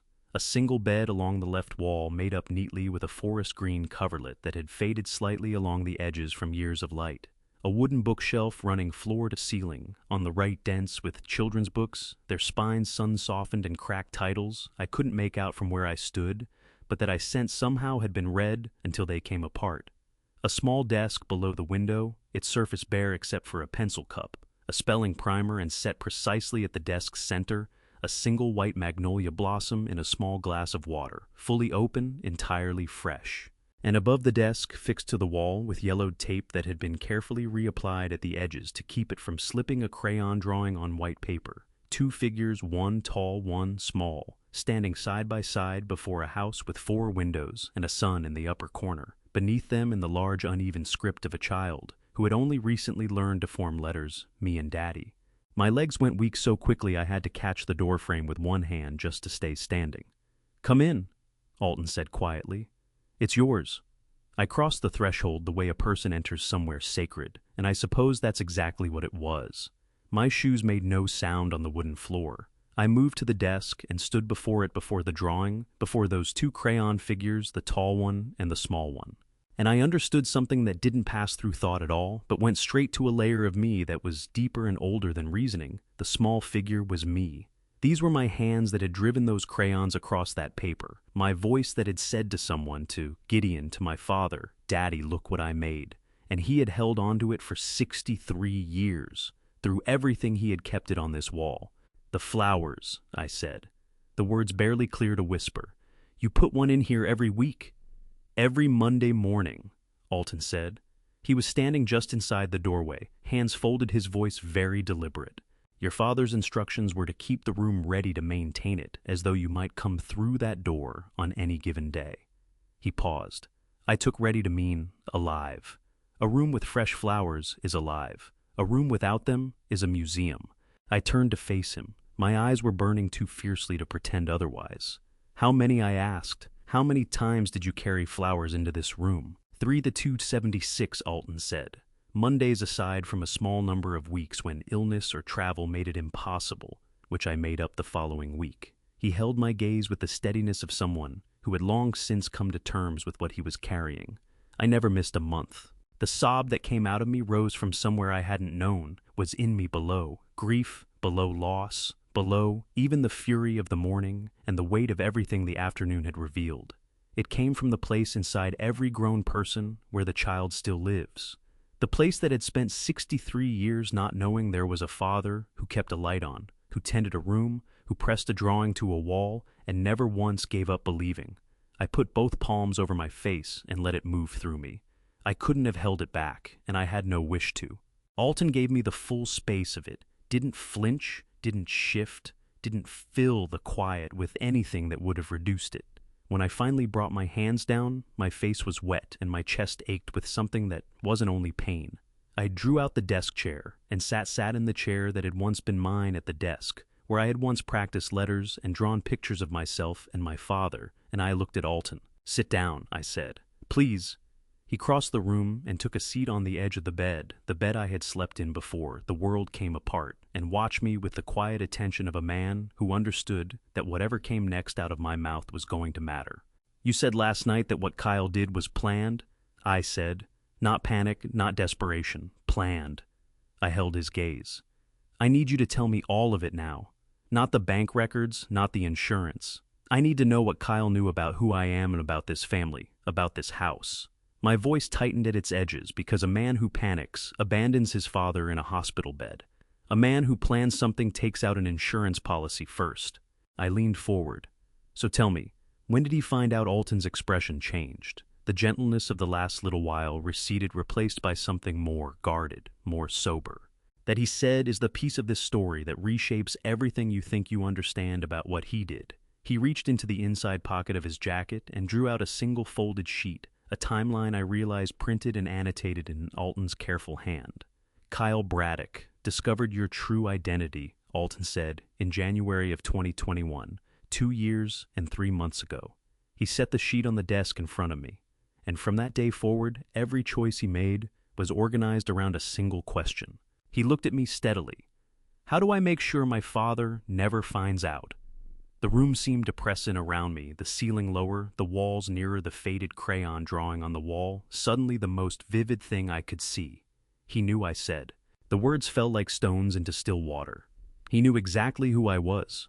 He sat at my table. He called me on my birthday. He showed up at my apartment at Thanksgiving. And he knew. "Yes," Alton said. "He knew." What rose in me then was something different from every wave of anger that had come before. Colder than those, quieter and far more complete. "Tell me how," I said. "Tell me exactly how he found out." Alton unfolded the sheet. "It started," he said, "with your bracelet. The night after I first stood in that untouched boyhood room, sleep never came. I sat in the leather armchair beside the window and watched the live oaks outside moving in the March dark, their Spanish moss trailing like silver curtains against the black. My chest wouldn't settle. Not from the fall, not from the coma, but from the sheer mass of what Alton had told me in that room. When the light finally began to come up, Alton was already at the long mahogany table in the study. 2 cups of coffee steaming beside a stack of manila folders and a yellow legal pad, filled edge to edge with tight, precise handwriting. He slid 1 cup toward me the moment I sat down. "You didn't sleep," he said. Not a question. "How could I?" My voice came out scraped raw at the edges. "You told me my son knew who I really was. You told me he knew for more than 2 years and never said a word. I need to understand every move he made." Alton set his coffee down, folded his hands on the table, and met me with those steady gray eyes. "Then, let me take you through it. All of it from the very beginning." He opened the first folder and pushed it across to me. Inside was a photograph, a printout slightly grainy, pulled from what appeared to be security camera footage. It showed Kyle younger looking than I'd seen him lately, standing inside what looked like a storage unit, holding something small up toward the light. My stomach fell. I leaned in closer. "Is that your bracelet?" Alton confirmed, his tone measured and level, or a photograph of it rather. He captured that image on January 14th, 2021, 2 years and 3 months ago. I pressed my fist against my sternum, like I could brace my heart against what was coming. How did he even get to it? "You kept it in a tin box," Alton said carefully, "in the back of the closet at your North Charleston house. Kyle was there, helping you sort through things after you had a mild dizzy spell. Do you remember? You'd asked him to bring down some old papers from the closet." I did remember. I shut my eyes for a moment, and the memory surfaced with horrible sharpness. Me on the couch head still swimming, telling Kyle which box to pull. It hadn't occurred to me to think twice. He was my son. I'd given him the run of my home, my belongings, my entire modest life without hesitation. "He found the tin," I said, my voice gone hollow. "He found the tin." Alton confirmed, and inside it was the bracelet and the single photograph of you as a small child that Norma had apparently kept and left with you at the orphanage. He recognized the Rentham family crest engraved on the bracelet right away. He'd seen it before. I brought my head up sharply. He'd seen it before. Alton's expression shifted, a barely visible hardening. Kyle had been working at Rentham Capital Group for 4 years. By that point, a position Serena had pushed him toward 2 years into their marriage after she had looked into the firm's ownership structure and noticed the unresolved estate. He was Senior Vice President of Portfolio Management. The Wrentham family crest is on the company letterhead on the lobby wall on every official document that had passed through his hands for 4 years. Alton tapped the folder. He knew precisely what that crest stood for. My hands were shaking. I pressed them flat on the table to hold them still, but the tremor ran all the way up my arms. So he looked at that bracelet and he understood. He recognized the crest. He did not yet understand what it meant in relation to you specifically. Alton paused, allowing the precision of that distinction to register. So he did what a deliberate man does. He began researching quietly, methodically, across several weeks. He cross-referenced what limited orphanage records had survived before the 1976 fire against Wrentham Capital's historical filings. He found a reference to Gideon Wrentham's missing son, the open estate, the standing search. And then it became clear to him. My throat closed until the words were nearly impossible. He understood that his own father, the man he'd written off as a burden, was heir to close to $1 billion. Yes. Alton's voice was quiet, but there was iron running through the core of it. And rather than coming to you, rather than picking up the phone and saying, "Dad, there's something you need to hear," he drove home that night and told his wife. The air left me. My eyes burned and I pressed my knuckles hard against my lips to contain something that was neither quite a sob nor quite a scream. Serena, I got out. Serena. Alton drew out a second document, pages of printed text messages, time-stamped and marked in a yellow. These were pulled from Kyle's personal device by the forensic investigator I retained in February 2023. The first message is dated January 21st, 2021, 1 week after Kyle photographed the bracelet. He pointed to a highlighted line. I made myself read it. Kyle found something. The old man might be worth more than we thought. A lot more. Serena define a lot more. Kyle try 950 million. Serena, are you serious right now? Kyle dead serious, but only if he claims it. We need to make sure he never does. The room went sideways. I gripped the table's edge, my knuckles draining white, my breath coming in short, ragged pulls. My own son. 8 words. We need to make sure he never does. 8 words that set the whole machinery in motion. The stolen savings, the forged power of attorney, the sold building, the loosened bracket on a stairwell railing, and a man lying in a coma for 10 days unable to understand why no one came. My eyes filled. I didn't reach to stop it this time. One tear, then another, moving hot down my face while I held those words on the page in my sight. He chose the money, I said, and my voice cracked on the final word. He chose it over me. Alton reached across the table and covered my hand with his. His grip was firm and unwavering, the grip of someone who understood they were steadying a person, standing at the edge of something they couldn't step back from. "Mr. Wrentham," he said, and the name still sent a jolt through my chest every time I heard it. "What your son chose that is on him entirely. What comes next that belongs to you?" He reached into the bottom of the folder and placed a cream-colored envelope on the table between us. The paper had aged to the color of old honey, and across the front in handwriting I had never seen before were 3 words, "For my Lawrence." "This was your father's," Alton said. "Gideon wrote it in the final week of his life. He asked me to give it to you when you were ready to fight." I looked at that envelope for a long time before I touched it. My fingertips hovered above the aged paper, as if some residual warmth from the hand that had pressed pen to page, knowing it would never see my face, might still be there. Finally, Alton spoke. "You don't have to open it now," he said, his voice low and unhurried. "But there is something you need to understand before we go any further. If you want to reclaim what is yours legally, publicly, permanently, we have a window of 3 weeks to act." I set the envelope carefully to one side, holding my palm flat against it for a moment. Then I straightened, drew the back of my hand across my face, and made myself concentrate. "Tell me everything." Alton pulled the yellow legal pad to the center of the table, and for several seconds the only sound in the room was the scratch of his pen underlining what he had already written there. Then he looked up. "The DNA results came back 48 hours ago from the private laboratory in Colombia," he said. "Full genomic match. You are Gideon Wrentham's biological son. That result is notarized, certified, and fully admissible in any South Carolina court." He slid a sealed document toward me, stamped in red with an official seal. "That is your identity restored in the eyes of the law." I lifted it with both hands, still trembling slightly. I could feel it, but I held the page steady through will alone. And the estate. The will was filed with Charleston County Probate Court in March 2020, 8 months before Gideon passed, Alton said.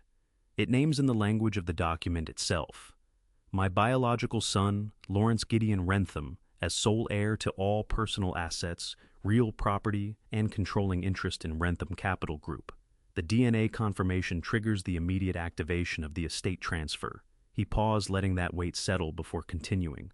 In plain terms, as of 48 hours ago, you are the legal owner of Rentham Capital Group, Rentham Manor, and an estate currently valued at $950 million. The number struck me in the chest like something physical, same as every time I'd heard it. I let out a long, slow breath between my teeth, and Kyle Alton's jaw set. Kyle Braddock holds his senior vice president position under a standard employment contract carrying both a fraud clause and a morality clause. The instant we lay evidence of criminal conduct before the board, that contract is void and he can be removed on the spot. No severance, no appeal period. Alton pressed his hand to the stack of folders. We have that evidence. The question is how we deliver it. I leaned in. Walk me through it. For the next hour, Alton laid out the architecture of a plan he had clearly been building for weeks. He spread documents across the table, like a general mapping a campaign, the bank statements documenting the $47,000 in withdrawals, the real estate deed transferred into Serena's name, the forensic handwriting analysis on the forged power of attorney, the USB drive containing the security footage of Kyle at that stairwell bracket, and the insurance policy bearing the fraudulent signature flagged at 94% certainty. We do not approach the police first. Alton said, his tone leaving no room for debate. If we go to the police first, Kyle's attorney files for a stay, the estate proceedings freeze, and we could be sitting in probate court for 12 to 18 months while Kyle goes on drawing a salary from your own company. His finger came down on the legal pad, where he had written 2 words in capital letters, board meeting. We go to the board first. You walk into Rentham Capital Group as Lawrence Rentham, heir and legal owner of controlling interest. You present the DNA confirmation, the will and the evidence of fraud in that sequence in front of every board member and senior executive at the same time. Kyle will be in that room. He attends every Thursday board meeting. My pulse surged. This Thursday, Alton confirmed. He looked at me without blinking. That gives us 3 days to prepare.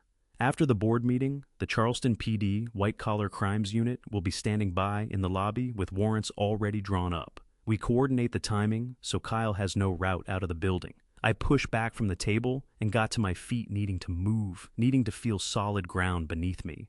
My palm found the window glass, cool against the skin. Beyond it, the grounds of Rentham Manor rolled out broad and unhurried. In the early light, the iron fence tracing its perimeter, the line of oaks and closest to the house, a magnolia so old its heaviest branch had bowed almost to the lawn. 3 months back, he was sitting right across from me at the Christmas table. That's what I kept turning over my voice, dropping to something barely above a murmur. He topped off my coffee, reminded me to go easy on the knee. My throat went thick. The whole time he was already yes. Alton said, and warmth had left his voice entirely. What remained was stripped clean hard, certain. He was, which is exactly the reason Thursday's business matters so much, not for your sake alone, Lawrence, but for every soul Kyle and Serena had marked to bleed dry. I swung around to face him. My jaw ached with the effort of holding it still. Something was burning behind my ribs. But underneath that heat, beneath everything, a foundation I had not felt in 3 days, maybe, in 68 years, had locked into place. I held Alton's gaze and understood, perhaps for the first time since I'd drawn breath on this earth, that I was standing in precisely the moment that had always been waiting for me. 3 days, I said. 3 days. Alton pushed back his chair, came to his feet, and put his hand out across the table. His eyes carried something I wouldn't fully name until later, a promise 30 years in the making, finally collecting what was owed. Welcome back, Mr. Rentham. My hand met his. I held it without flinching. No tremor. Eyes clear. Outside, the South Carolina sun eased upward through the live oaks, slow and gold and utterly unbothered by the reckoning it was moving toward. Those 3 days went the way a man goes under water pressure, building no release the surface impossibly far. Alton had arranged a suit for me, laid out on the morning of Thursday, March 27th, draped over the back of my bedroom door. I was awake at 5:30, and I didn't touch it right away. I just stood there maybe a full minute studying it. The cloth was midnight blue wool, the kind that costs more than most people's monthly rent, and stitched onto the breast pocket in thread. So fine it was nearly invisible silver small, the Wrentham family crest. I put 2 fingers to it just lightly. "It was your father's?" Alton said. He'd appeared in the doorway without my noticing. Toward the end, Gideon had it tailored to a man's proportions. The son he kept imagining, the one he always expected, would find his way back. He never got to hand it over. My airway closed on me entirely. I lifted the cup he'd brought, swallowed against the tightness, and pulled myself back around to face what was hanging there. "Then I'd better not waste it," I said. Wrentham Manor to the heart of Charleston. 22 minutes in the car. Curtis kept a steady wheel and said nothing, while Alton worked through his files in the seat next to me, and I let the waking city move past the window. That March morning wore its pale gold like something earned the kind of light that turns Charleston's wrought iron and flower boxes, and the far shimmer of the harbor, into a portrait rather than a place. I'd put 10,000 miles through these streets, living as Stanley Braddock, a warehouse man, with a bad shoulder, a right knee that locked up every morning, a savings account that never got comfortable, and a son he'd have torn the world apart for. This particular drive was my first as Lawrence Wrentham. "Fill me in on Claudine Venable," I said, pulling Alton out of his papers. He looked up. 71, 19 years on the Wrentham Capital Board. Gideon appointed her in 2004. Of every board member, she was the single one he let into any part of the truth about you, not all of it, but a thread of it. Alton let a beat pass. She's known for some time that a search was underway. She understands what a confirmed DNA match means. Walking in there won't shock her. The remaining 6 board members, plus 3 senior executives, Kyle among them, Alton's voice didn't waver, but the muscle in his jaw did. Not one of them has any idea what this day actually is. To their minds, it's a regular quarterly review business, as usual for a Thursday. He squared the folder shut. Kyle filed his agenda items yesterday afternoon. His office computer logged the send at 4:47. I looked over at Alton. "So, he's completely in the dark," completely, Alton said. A flicker of something. It wasn't quite satisfaction, but it lived in that neighborhood, moved briefly through his gray eyes.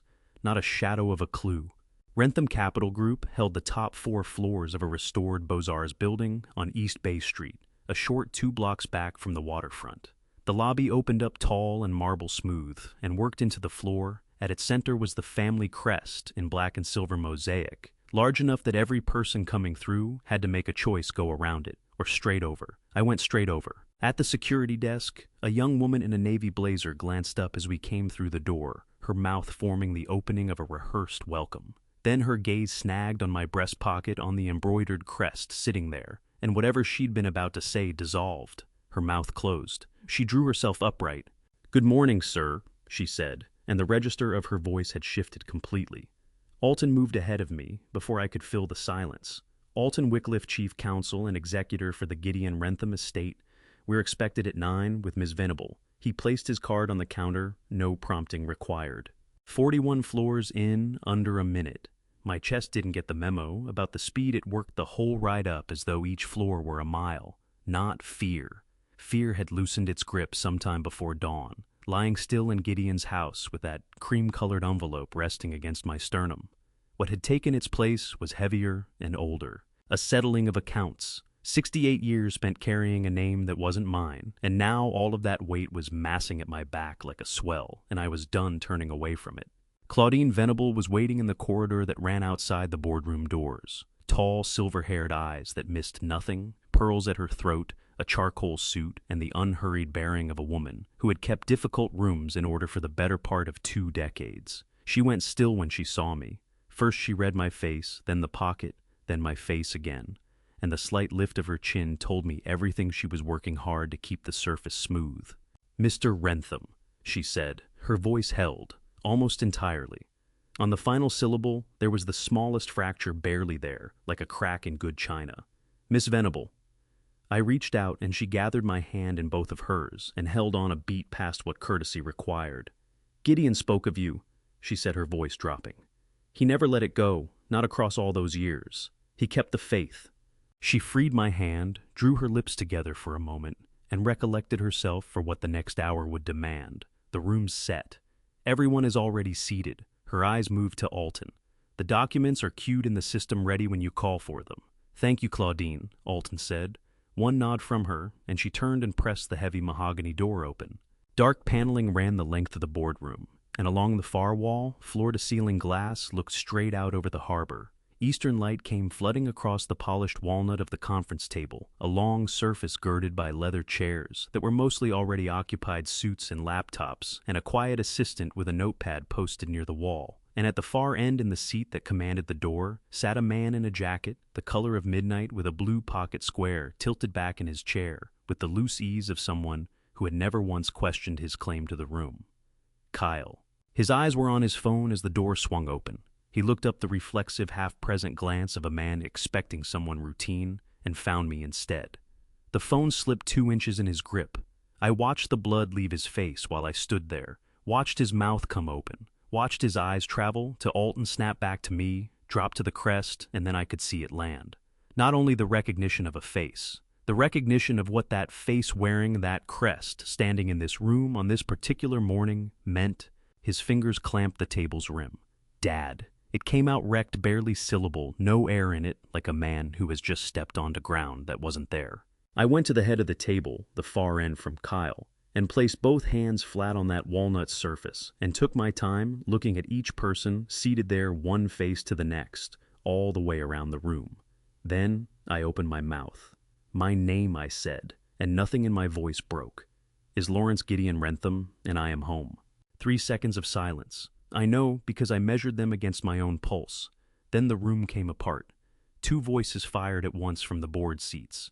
Somewhere to the side, a man half rose, and Claudine Venable, wordless, walked directly to the presentation panel, touched a single button, and the screen behind me blazed to life with the first document.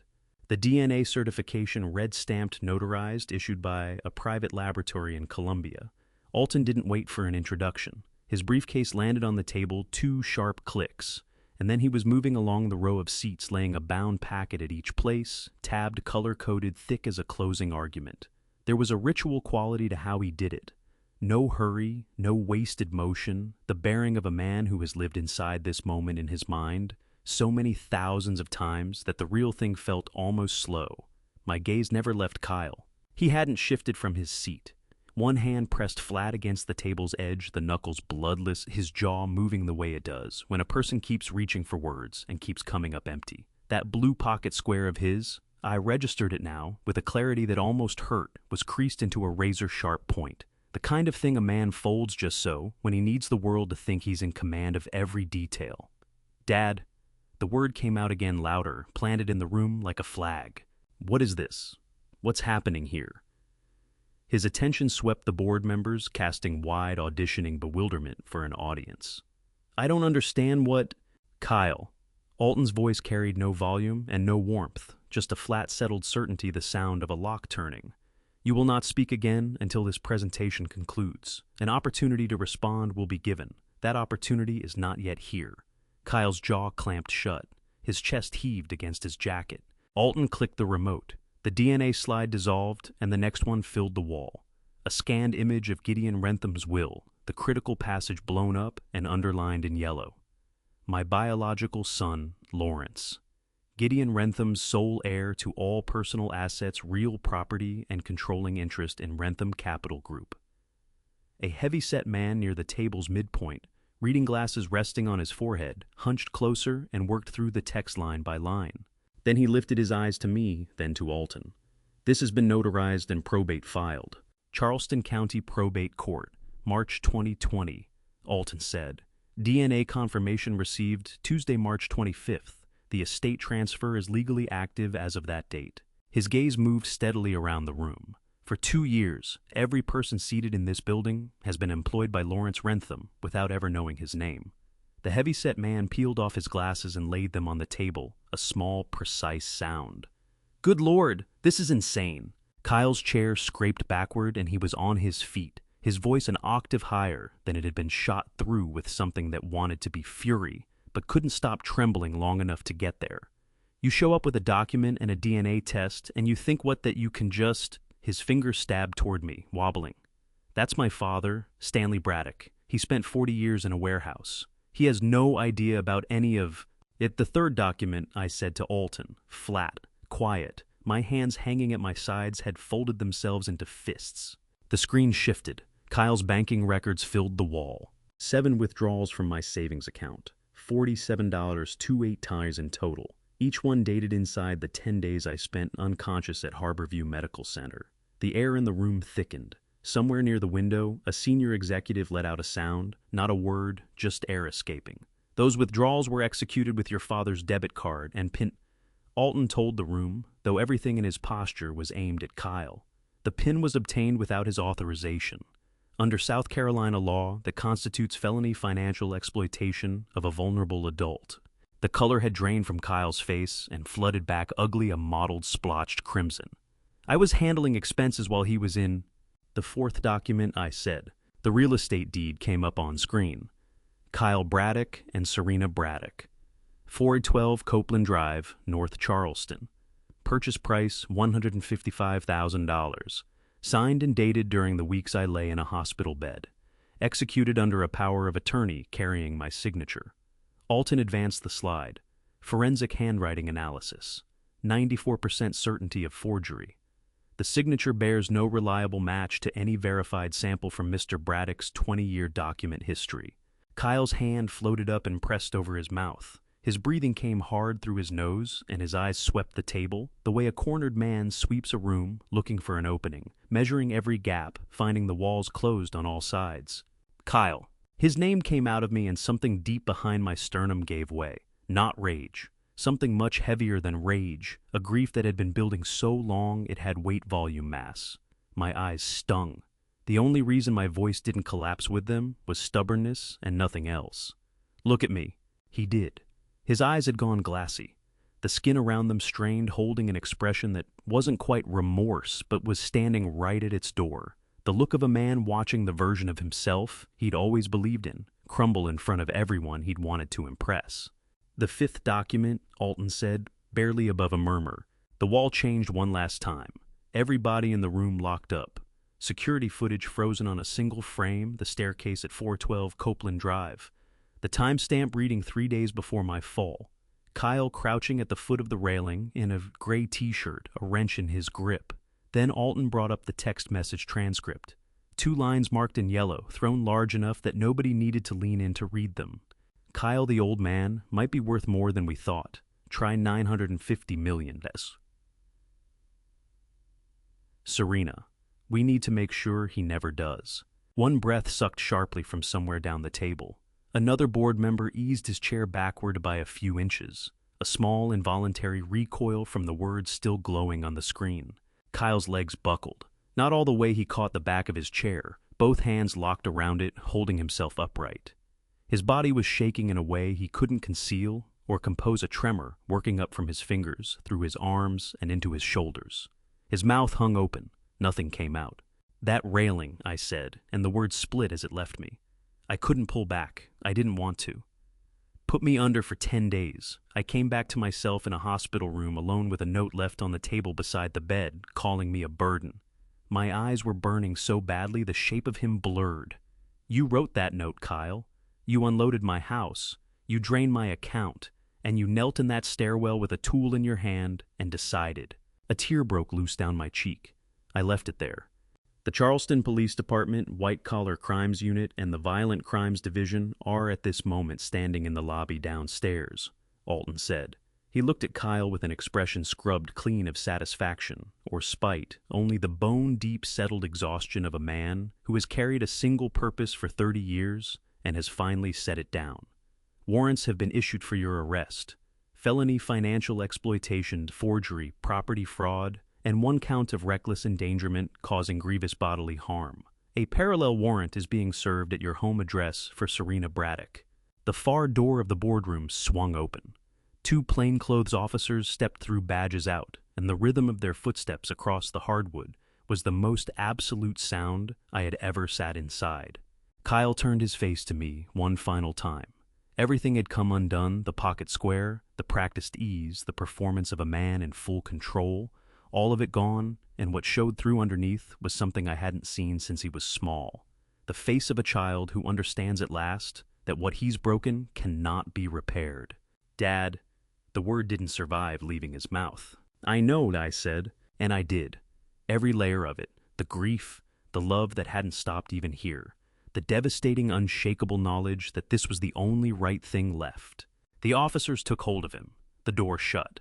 For 3 full seconds, not one person in that boardroom moved or spoke, not from having nothing to say, but because what had just happened was still coming down around us the way debris settles after a structure falls.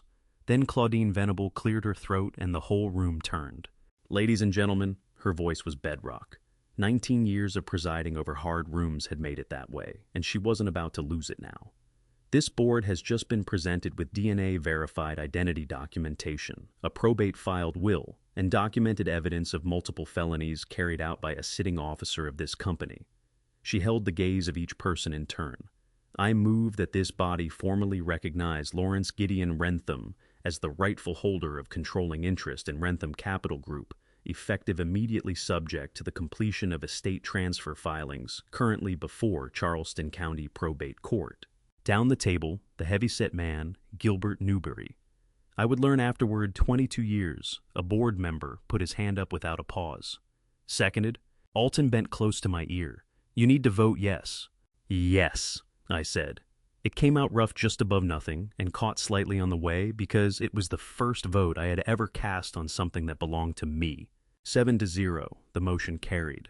Claudine picked up a pen, signed the top copy of the resolution document Alton had prepared, and slid it across the table toward me. The pen was heavy silver engraved, and when I lifted it, my hand was shaking so badly that Alton placed his own hand briefly over mine, steadying it without a word, and I signed. Lawrence Gideon Rentham. The name sat on the page feeling strange and correct and vast, like crossing the threshold of a room you have never entered, but somehow already know by heart. "Congratulations, Mr. Rentham," Claudine said. Her voice was perfectly composed, but her eyes held a brightness that composure alone couldn't account for. "Welcome to your company." I pressed my lips together hard and nodded, because if I had tried to form a word in that moment, I would have shattered. Alton's phone buzzed against the table. He looked at it then, at me. "Serena Braddock was taken into custody at 9:47 this morning at the residence on Copeland Drive. No resistance."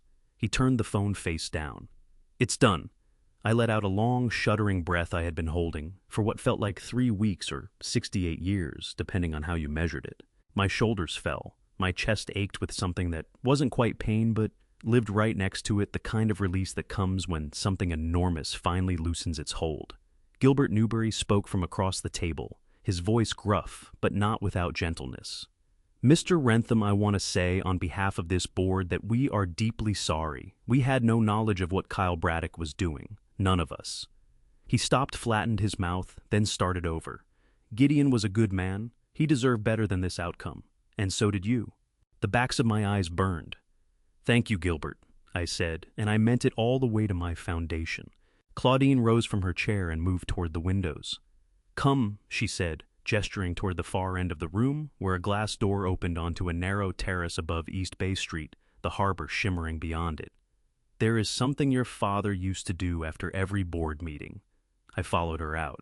The March air met my face, cool and salt-sharpened, laced with the green, briny breath of the harbor, 2 blocks off. Charleston stretched below rooftops and church steeples, and the pale ribbon of the waterfront catching the mid-morning sun. "He would stand right here," Claudine said, taking her place at the railing, "and look out at the city for exactly 5 minutes. He said it reminded him what the work was for." She glanced sideways at me. He said, "A man who forgets what he is building toward is just a man who is busy." My throat tightened. I gripped the railing with both hands and looked out at the city. My father's city. The city I had moved through 10,000 times without knowing it, carried my name somewhere inside it. And I felt something shift in me, so deep and so final, that I understood with total certainty that Stanley Braddock was gone. Not erased, not dishonored, finished. I was Lawrence Rentham. I was standing on the building my father had built, in the suit he had made for me, with the sun on my face and 63 years of absence pressing at my back. And I was still on my feet. When I came back inside, Alton was waiting near the door, briefcase closed, wearing the particular stillness of a man who can finally see the end of his longest task. He reached into the inner breast pocket of his jacket and drew out a cream-colored envelope, paper aged to the color of old honey handwriting on the front that I hadn't yet let myself look at carefully, and held it out toward me. "Gideon asked me to give you this somewhere that was yours," Alton said. "I think this qualifies." I took it in both hands. I held it flat against my chest a moment and felt the slight give of folded pages inside the weight of 63 years of words. "Thank you, Alton," I said. My voice came out rough and warm and completely unguarded. "For all of it, every single year of it." Alton's eyes went bright. He straightened slightly, cleared his throat, and directed his gaze just past my shoulder at the Charleston skyline. "Your father would have been very proud," he said, and his voice, for the first and only time in all my knowing him, was not entirely steady. Alton left me alone in Gideon's study. That was what I had asked for. Just 30 minutes, the afternoon light falling through the tall windows, the smell of old wood and leather, and something faintly floral. The trace I had come to understand of 63 years of weekly magnolia. I settled into Gideon's chair, my father's chair high-backed and burgundy, the armrests worn smooth in exactly the spots where a man's hands would settle during long hours of thought. I placed the cream envelope on the desk in front of me. I looked at it a long while, then I opened it. What was inside was not one letter, but many pages folded together, each dated at the top, in the same careful slanted hand, each beginning with the same 2 words. "Dear Lawrence." The first page was dated May 14th, 1961, my 6th birthday. Gideon's handwriting looked younger, there the strokes more urgent. The pen pressed with enough force that I could feel the impressions on the back of the page with my fingertip. "Dear Lawrence, you would have been 6 today. I bought a cake anyway. Lemon because your mother always said you would love lemon. And I sat with it at the kitchen table for an hour before I could bring myself to put it away. I don't know where you are. I don't know if you are warm. I don't know if someone is reading to you at night, or if you cry and nobody comes. These things live in me like splinters I cannot reach. But I want you to know wherever you are that your father is looking. I will not stop." "Bonda." I pressed my fist against my mouth. My eyes filled so fast the words went blurry on the page, and I had to set it down and lay both palms flat on the desk and breathe through it, in through my nose, out through my teeth, because the grief rising in me was so enormous it had no edges. "He wrote one every year," Alton said from the doorway. I hadn't heard him return. I looked up. My face was wet. I made no move to hide it. Every birthday, my voice was barely a sound. Alton came in and took the chair across the desk, the visitor's chair where I myself had sat 2 days ago, receiving the full architecture of my own life back in document form. "Every May 14th, he said. "The last one is dated May 14th, 2020, 8 months before he passed." He laced his hands in his lap. "There are 63 letters. 63, one for every year I had been missing." I looked down at the stack of folded pages and my chest heaved once hard involuntary, and then I was crying in earnest. Not the measured, controlled grief of earlier, but something raw and wrenching a sound that came up out of me. I hadn't made since I was very small, and didn't yet know the world could be this merciless and this full of love at the same time. Alton didn't tell me to stop. He didn't look away. He sat with me the way a person sits with grief, present, steady, quiet, without disappearing. When I could breathe again, I wiped my face with the back of my hand and lifted a page from near the middle of the stack. May 14th, 1987. I would have been 32. "Dear Lawrence." I promoted a young attorney today, Alton Wycliffe. Sharp mind, loyal heart. I told him about you only a little. He asked if he could help with the search. I told him the search never stops. He said he understood. I believe he did. I hope you are well wherever you are. I hope you have someone who makes you laugh. I hope so many things for you, son. I always have. "He told you about me in 1987, I said, looking up at Alton. Alton's jaw worked briefly. "He did. I was 31 years old, just made chief counsel, and he called me into this office." He gestured at the room around us. "He sat exactly where you are sitting now. He showed me a photograph of you as a boy. He said, 'Alton, I have one task that matters more than every other task in this building combined. Don't let me die without finishing it.'"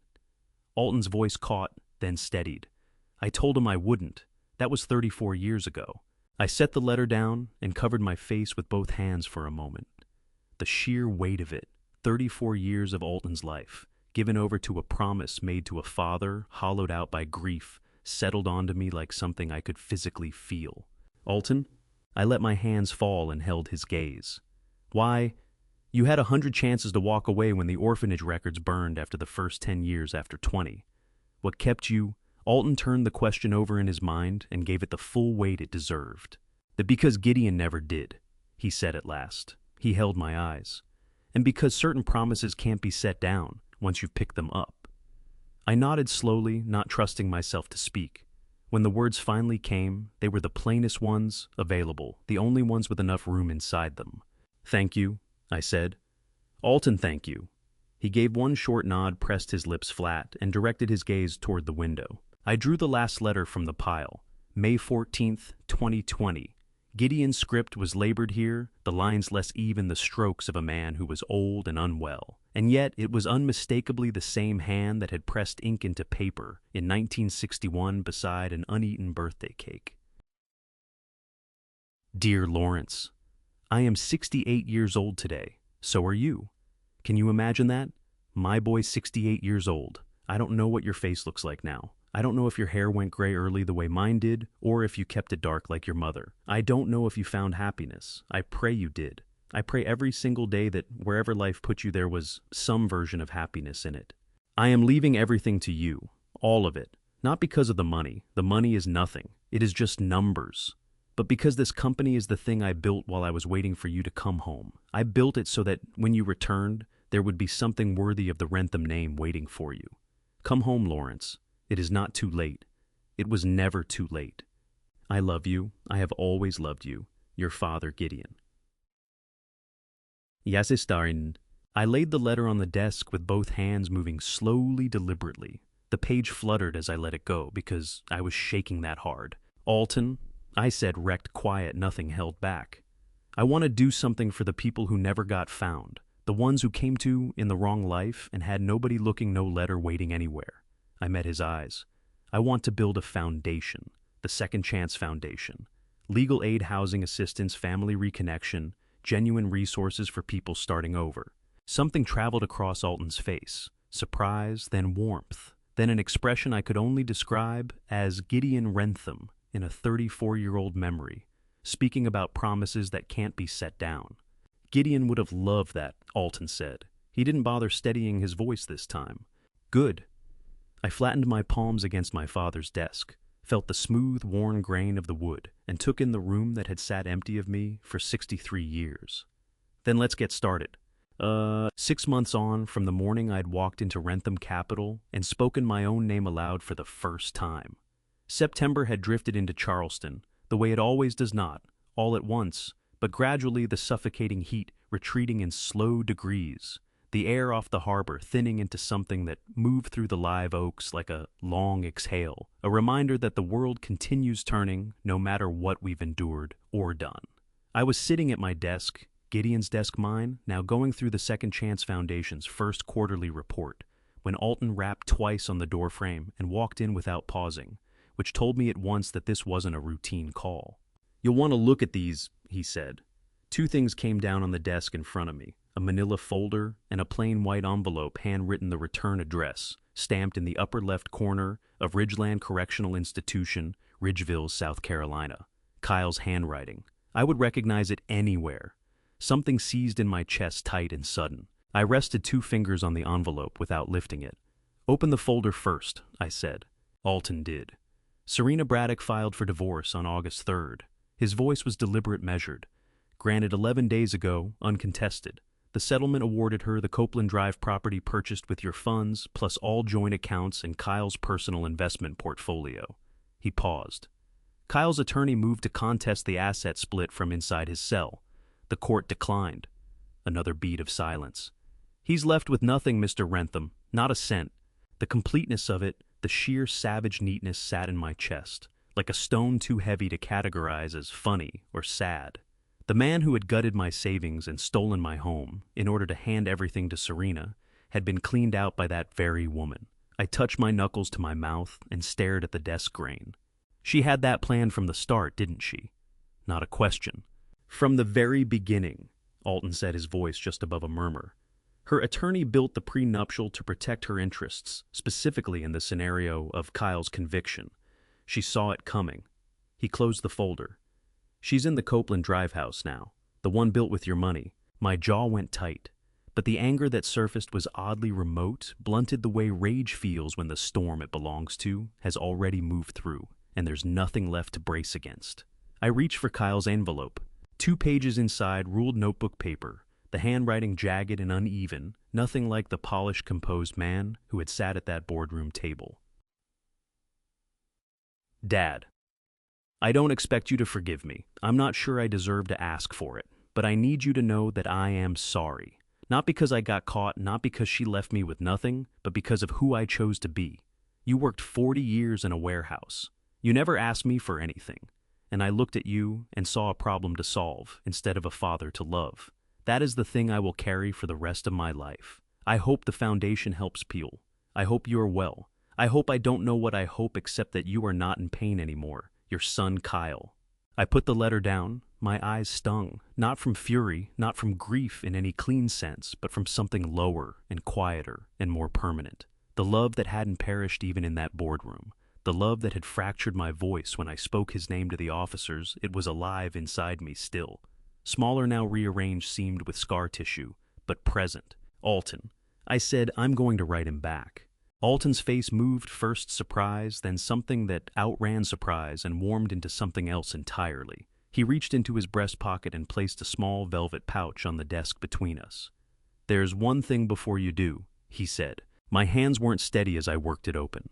Inside, nestled against dark fabric, lay a silver bracelet, slim, handmade. The craftsmanship unmistakably from the same artisan who had fashioned the one already on my wrist. Not a copy. A pair. Where my bracelet carried the Wrentham crest on its face, this one held an inscription running along the inner curve, 6 words cut so finely, I needed to angle it toward the window to decipher them. I raised my eyes to Alton. My throat was sealed shut. Your father commissioned it in 1959. Alton said, his voice dropping into something careful and unhurried, the cadence of a man delivering the concluding piece of a story he has tended for 30 years. He wore his half every day right through to the morning he entered hospice. He told me to hold on to the other half until I tracked you down. Alton's chin lifted a fraction.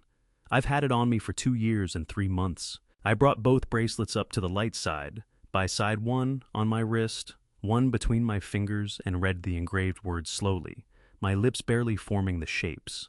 A Wrentham is never truly lost. I drew it against my chest and held it there with both hands, my eyes shutting, my breath dragging in long and uneven. The bracelet I'd worn for 67 years had been whispering my identity to me across every decade I'd spent not knowing it. This one made by a father who had formed a picture of the grown man his son might become, who had ordered it shaped and kept it folded in velvet through the long decades of waiting, carried a different message altogether. It said he had never surrendered the belief that I would find my way back. My shoulders came apart. I pressed both hands over my mouth, folded forward over the desk, and let it move through me. Not the splintered, sharp grief of the hospital or the boardroom, but something older and more generous. Something carrying real warmth alongside the ache. Something that felt unmistakably like the end of a very long journey home. Alton rested his hand on my shoulder and left it there. When my breathing steadied, I fastened the second bracelet onto my wrist alongside the first. The weight had changed fuller, more settled, the way a long sentence finally feels when its last word lands. "Come on," Alton said. "Let's go outside." His voice had a roughness at its edges I had never heard from him before, and I found I was glad for it.